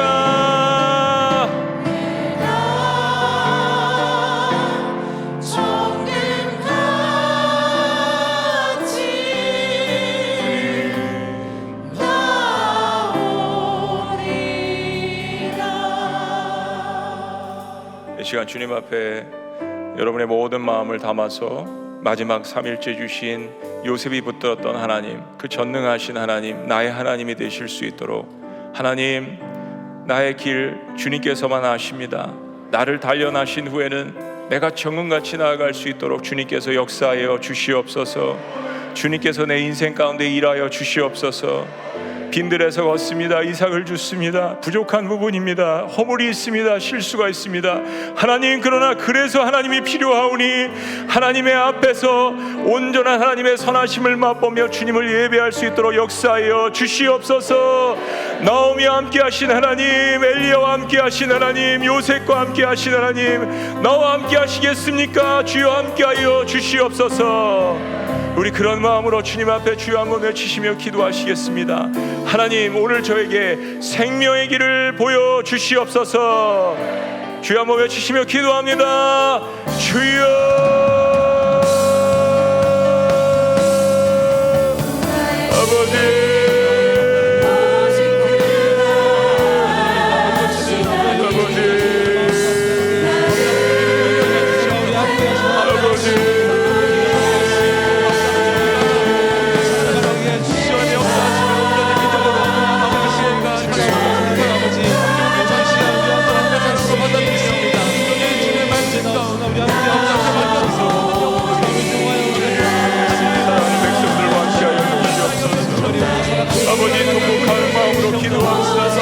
자복하는 마음으로 기도합니다. 깨달은 요셉처럼 기도합니다. 하나님이 나를 찢으셨다가 나를 치유하신다는 나오미처럼 고백합니다. 다시 사명을 감당하는 엘리야처럼 기도합니다. 광야에 서 있는 하나님의 백성들을 붙들어 주시옵소서. 주의 전능하신 날개 아래 보호하여 주시옵소서. 정금같이 나아갈 것임을 믿는 마음으로 주님 앞에 나아가오니 주여 붙들어 주시옵소서. 아버지,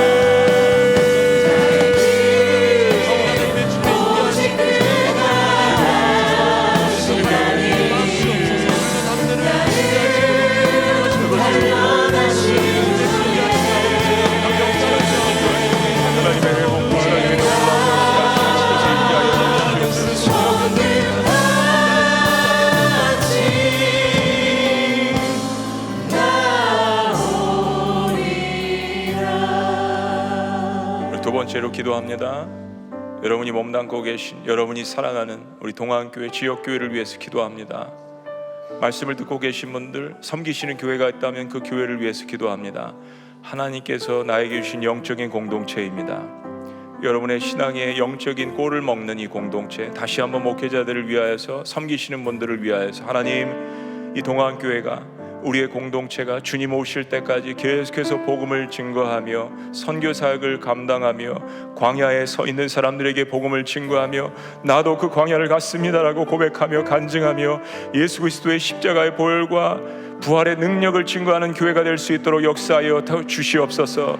다시 한번 하나님께서 부어주신 놀라운 부흥의 역사를 경험할 수 있도록 인도하여 주시옵소서. 사도행전적 교회가 될 수 있도록 인도하여 주시옵소서. 요엘서에 약속하신 사도행전에 부어주신 성령의 역사를 경험할 수 있도록 역사하여 주시옵소서. 마지막 힘을 다하여 복음을 증거하는 김영진 목사님과 모든 사역자들에게 하나님만이 함께 하시는 주의 영을 충만하게 부어 주시옵소서. 섬기시는 모든 장로님들, 권사님들, 사역자들 가운데 주께서 함께하여 주시옵소서.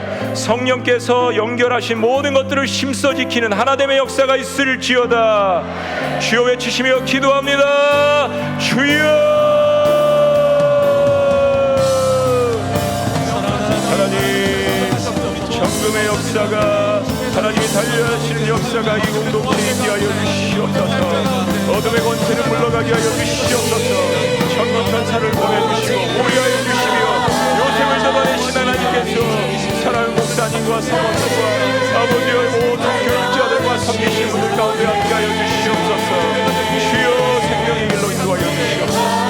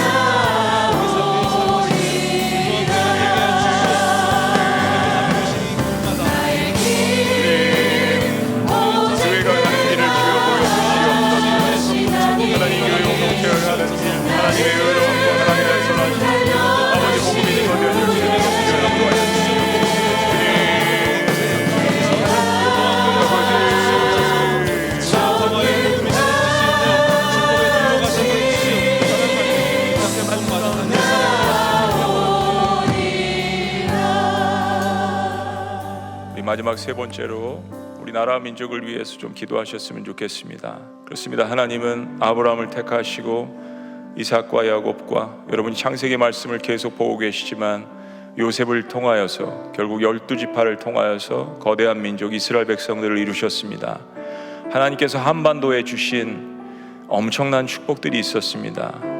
우리는 전쟁의 한복판에서도 그 하나님이 주신 축복을 가지고 남한의 5만 교회나 되는 많은 교회들을 이루고 2만 명이 넘는 선교사님들을 전 세계에 파송할 수 있었습니다. 그러나 이제 우리에게 또 다른 회개와 또 다른 부흥의 역사가 필요합니다. 그리스도인들만 하나님께 할 수 있는 것, 회개의 능력입니다. 우리 북한을 위해서도 기도합니다. 북한의 우상 숭배는 김일성, 김정은 3대 독재 체제입니다. 전 세계에 가장 마지막으로 남아있는 분단국가, 하나님 그 공산 정권이 무너질 수 있도록 주께서 함께하여 주시옵소서. 그곳에 있는 수십만의 지하교회 그리스도인들을 기억하여 주시옵소서. 그곳에 다시 한번 평양에 하나님이 허락하셨던 대부흥의 물결이 다시 한번 일어나는 그 꿈을 아버지 남한에 있는 그리스도인들이 포기하지 않도록 주여 인도하여 주시옵소서. 아버지 이 땅에 자유를 찾아서 온 3만 5천 명의 탈북민들을 주여 기억하여 주시옵소서. 그들을 마중물로 삼고 그들이 세운 50여의 교회를 주여 기억하여 주시옵소서. 남한 땅을 위해서도 기도합니다. 남한의 우상 숭배, 황금 만능주의입니다. 세속주의입니다. 성공주의입니다. 이 모든 것들이 이제는 교회 안에도 들어와 있습니다. 우리가 회개하지 않으면 하나님의 심판이 두려운 것은 북한 땅보다 남한 땅이 먼저 될 수도 있다라는 사실을 기억하며 북이스라엘과 남유다의 상황 고스란히 닮은 이 상황 가운데 하나님을 아는 하나님의 백성들이 다시 한번 하나님 부흥을 외치며 아버지 회개하는 놀라운 역사들이 우리 가운데 일어날 수 있도록 주여 인도하여 주시옵소서.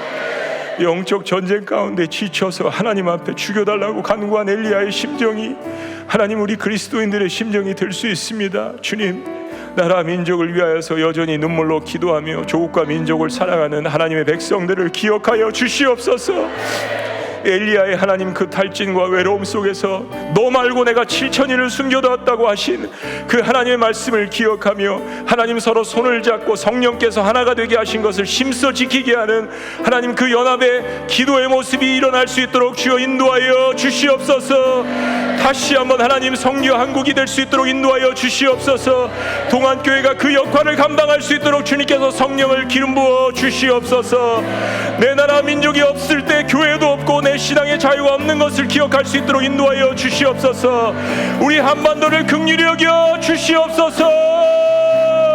우리 주여 한번 외치시며 여러분이 생각하시는 모든 것들을 주님 앞에 올려드리며 나라 민족과 한국교회 5만 교회를 위하여서 주님 앞에 기도합니다. 요셉의 심정으로 기도합니다. 엘리야의 심정으로 기도합니다. 느헤미야의 심정으로 기도합니다. 에스더의 심정으로 기도합니다. 주여 한번 외치시며 기도합니다. 주여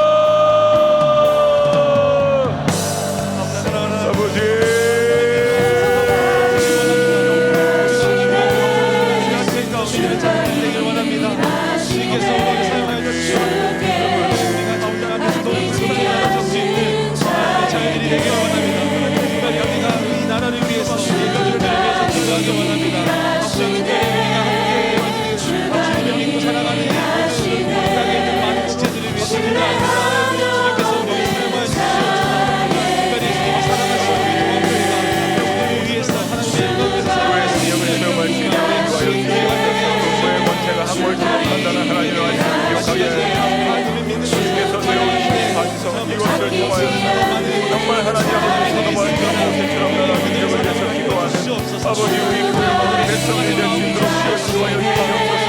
하나님만 일할 수 있는 놀라운 능력을 성성에 일할 수 있도록 인도하여 주옵소서. 아버지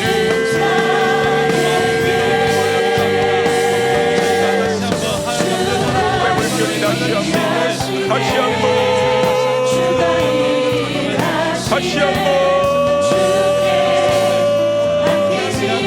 한번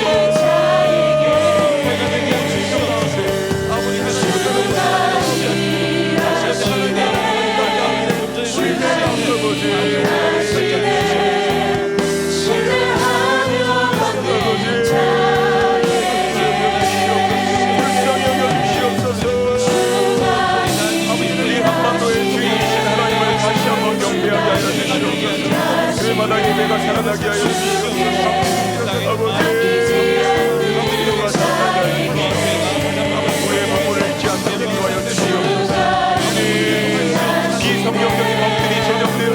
마음으로 아버지 영자들에게 두려운 마음을 심어주시고 그리스도라고 하는 정치인들이 무늬만 그리스도인이 아니하여 주시옵소서.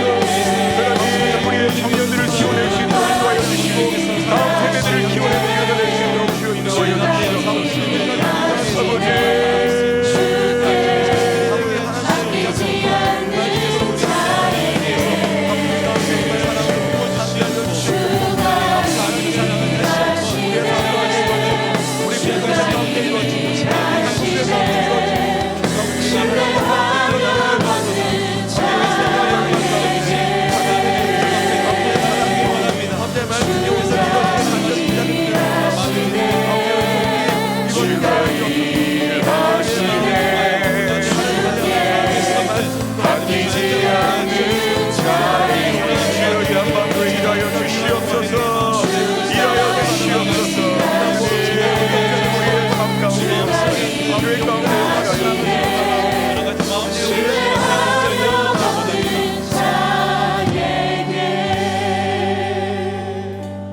전능하신 하나님, 120년 전에도 평양의 한복판에 한반도에 부흥의 불길을 주셨던 하나님, 다시 한번 주님의 성령의 역사하심이 일하실 수 있도록 저희 그리스도인들은 순종하고 하나님 말씀하시는 것에 민감하여 하나님 그 말씀대로 기도하며 하나님 주님 앞에 나아갈 수 있도록 인도하여 주시옵소서.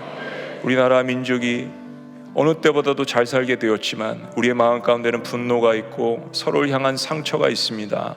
분단국가 중에도 나만 전 세계 나라 가운데 보이지도 않는 이 작은 나라 가운데 마음들이 갈라져 있습니다. 하나님 우리의 마음이 하나님 성령 안에서 다시 한번 모일 수 있도록 역사하여 주시옵소서. 나라 민족을 위해서 기도할 때 정말 위정자들이 하나님을 두려워하고 정말 하나님을 경외하고 문의뿐인 정치인들이 아니라 정말 그리스도인이라면 하나님 비성경적인 법들이 제정되지 않도록 하나님 그들 마음 가운데 하나님을 두려워하고 경외한 마음을 주시고 우리 그리스도인들은 그 일을 위하여서 눈물로써 주님 앞에 기도할 때 하나님만이 이루시는 놀라운 역사들이 있게 하여 주시옵소서. 이만큼 잘 살게 되었지만 다음 세대를 온전히 키워내지 못했던 하나님 우리의 잘못이 있지는 않습니까? 하나님 에스더와 같은 느헤미야 같은 다음 세대를 일으키는 그 모든 사역들을 경제를 하나님 부흥시킨 만큼 하나님 우리의 마음 가운데 더욱더 눈물로써 기도할 수 있도록 역사하여 주시옵소서. 죽어가시는 예수님을 바라보며 울었던 사람들을 향하여서 나를 위해 울지 말고 너와 내 자손들을 위해서 울라고 하신 그 주님의 준엄한 말씀을 기억하며 교회 공동체 그리고 나라 민족을 위하여서 다음 세대를 위하여서 계속해서 기도하는, 그래서 주님 오실 때 잘했다 칭찬받는 우리 모두가 될 수 있도록 주님께서 함께하여 주시옵소서. 3일간의 이 부흥회를 통하여서 우리의 개인과 깨어졌던 가정과 가문과 그리고 우리 마음 가운데 있던 하나님 수많은 분노의 마음들이 사그러들며 이제는 교회 공동체를 위해서 나라 민족을 위하여서 세계 선교를 위하여서 무엇보다도 그 위에 있는 존귀하신 하나님의 나라를 위하여서 주님 앞에 일하고 빈들에서 걸을 때라도 주님을 찬양하는, 그래서 주님께서 일하시는 그 모습을 보고 기뻐하는 우리 모두가 될 수 있도록 주님께서 축복하여 주시옵소서. 존귀하신 이름, 우리의 구원자 되신 우리 모든 상처를 치유하시며 그리고 다시 사명을 감당하게 하시는 놀라우신 이름, 십자가에 죽으셨다가 부활하신 놀라우신 나의 친구, 나의 아버지, 나의 구원자 예수 그리스도의 이름으로 감사하며 기도합나이다. 아멘. 우리 자리에 앉으시겠습니다.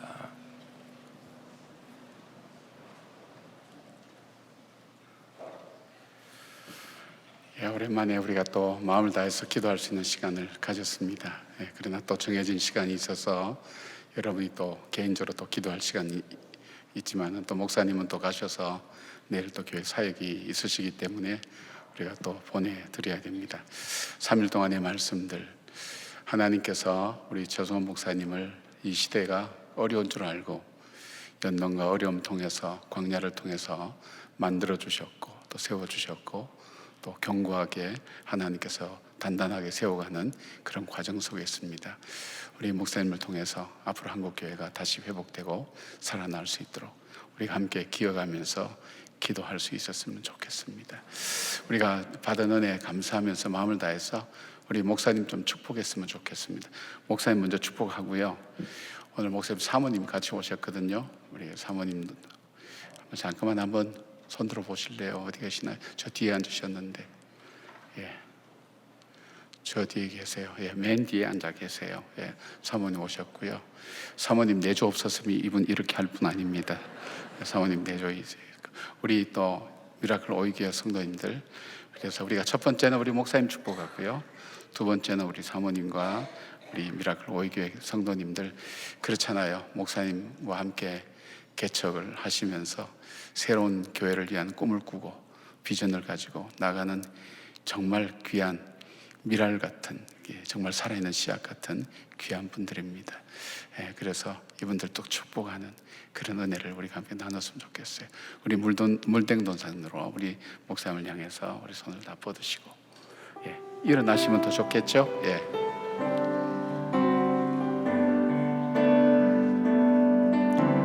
주님 너를 항상 인도하시니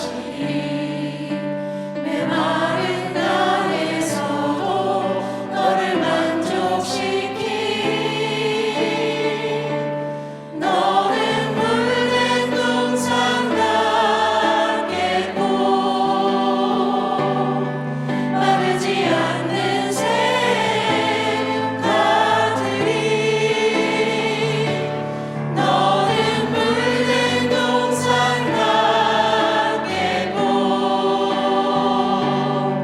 마르지 않는 샘 같으리 주님 너를 항상 인도하시리 메마른 땅에서도 너를 만족시키리 너는 물된 동산 같겠고 마르지 않는 샘 같으리 너는 물된 동산 같겠고 마르지 않는 샘 같으리. 아멘. 우리 주님께 영광의 박수 올려드리겠습니다. 자리에 앉으시고요. 우리 목사님 나오셔서 축도해 주시고 우리 예배는 마치고요.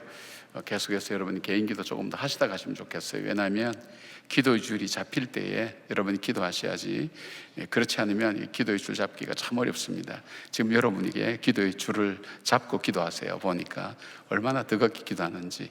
또 이런 기도가 우리 교회에서 일어나야 되고 또 한국교회에 일어나야 됩니다. 다시 한번 그런 기도가 이루어지고 우리 심령이 그렇게 될 수 있도록 여러분 조금이라도 남으셔서 그렇게 기도하시고 가시면 좋을 것 같아요. 이제 목사님 나오셔서 우리 축도해 주시겠습니다. 이제는 우리 주 예수 그리스도의 은혜와 하나님 아버지의 극진하신 사랑과 성령님의 감화교통 역사하심이 우리 인생이 광야일진데 광야에 서 있지만 예수님도 광야에 서 계셨다는 사실을 기억하며, 그러나 그 광야에서 성령의 놀라운 역사를 받으신 것도 우리가 함께 기억하며 그 광야를 지나가며 주님께서 주시는 놀라운 축복들을 경험하며 치유되고 회복되고, 그래서 주께서 주시는 사명을 다시 한번 감당하기를 원하는 하나님의 모든 권속들 위해, 자녀들 위해, 동안교회 위해, 한국교회 위해, 그리고 무엇보다도 우리가 사랑하는 조국과 민족 한반도 위에 지금부터 영원토록 함께 하시기를 간절히 축원하옵나이다. 아멘.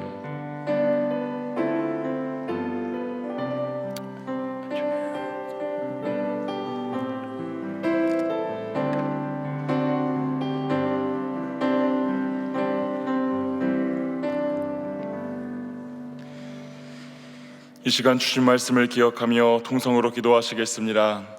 하나님, 우리가 우리 인생의 광야에 서 있습니다. 고통 속에, 후회 속에, 눈물 속에, 두려움 속에 놓여 있습니다. 그러나 우리의 주님은 모든 악과 고통도 선으로 바꾸시는 하나님, 우리에게 약속하신 것을 다 이루기까지 떠나지 않으시고 그 약속을 성취하시는 하나님인 줄로 믿습니다. 그 하나님을 우리 인생의 주관자로 모시고 살아갈 수 있도록 은혜 더하여 주시옵소서. 돈과 권력과 명예가 아니라 주님 손 붙잡고 내 인생의 광야를 통과할 수 있도록 역사하여 주시옵소서. 다 함께 주님의 이름을 한번 부르짖고 기도하겠습니다. 주여! 사랑과 은혜의 하나님, 이 시간 주님을 붙잡고 기도하며 나아가기를 소망합니다. 하나님, 우리가 우리 인생의 광야에 놓여 있습니다. 하나님, 아무도 의지할 수 없는 그런 허허벌판과도 같은 인생의 광야 속에 하나님, 우리가 눈물과 후회와 두려움 속에 우리가 놓여 있음을 우리가 봅니다. 하나님, 우리를 긍휼히 여겨주시옵시고 하나님, 우리를 불쌍히 여겨주시기를 원합니다. 하나님, 그러나 이제 우리의 시선과 우리의 관점을 바꾸어 하나님 앞에 나아가게 하여 주시기를 원합니다. 하나님, 오늘 우리는 우리 인생의 광야에서 우리가 버림받았다라고 한탄하며 흐느끼며 울고 있었지만 하나님은 오늘도 우리에게 말씀하시는 줄로 믿습니다. 하나님은 오늘 우리에게 너희가 웃고 있는 모든 악과 너희의 아픔과 고통과 눈물을 선으로 바꿀 수 있다고 말씀하시는 놀라운 하나님인 줄로 믿습니다.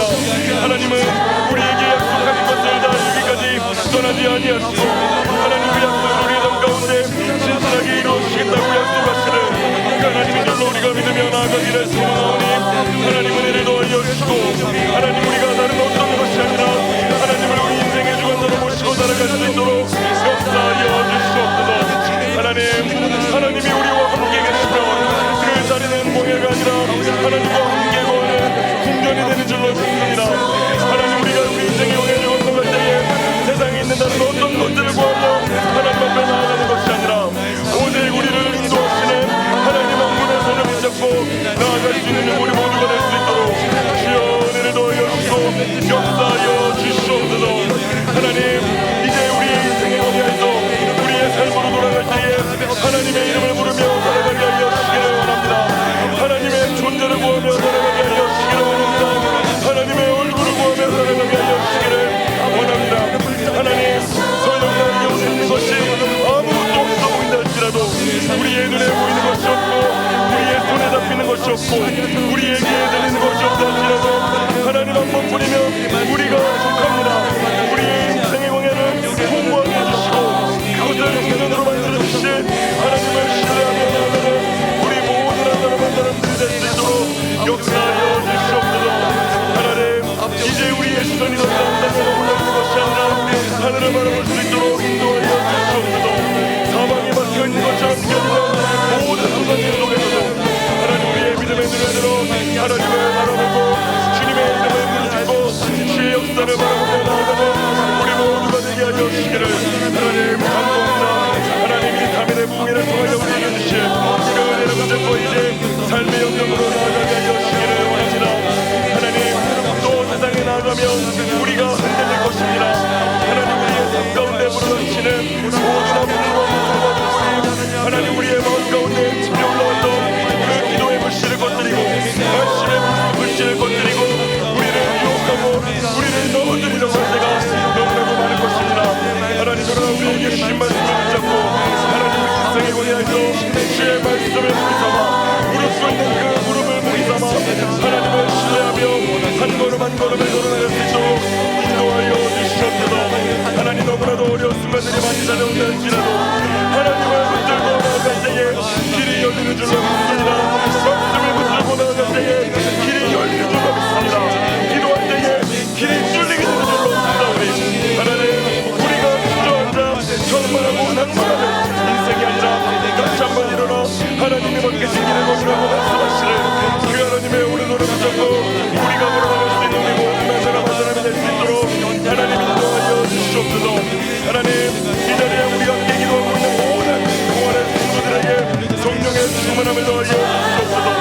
하나님, 고난을 고난으로 보지 아니하고 그 고난 뒤에 나를 정금가루 같이 만들어 하나님께서 하나님의 목적에 부합하게 되시기 위해 내 삶을 인도하시는 그 하나님의 계획을 바라보며 한 걸음 한 걸음을 나아가는 우리 모든 구원의 성도들이 될 수 있도록 주의 성령으로 충만하게 하여 주시고 주님 은혜를 더하여 주시옵소서. 하나님만 바라보며 나아가는 우리 모두가 되게 하여 주시옵소서.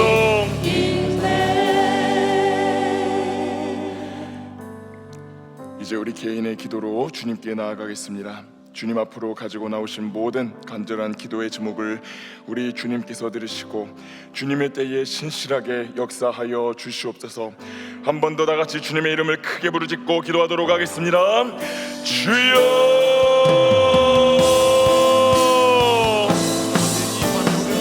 사랑과 자비가 충만하신 아버지 하나님, 이 시간 주님 앞에 나아가며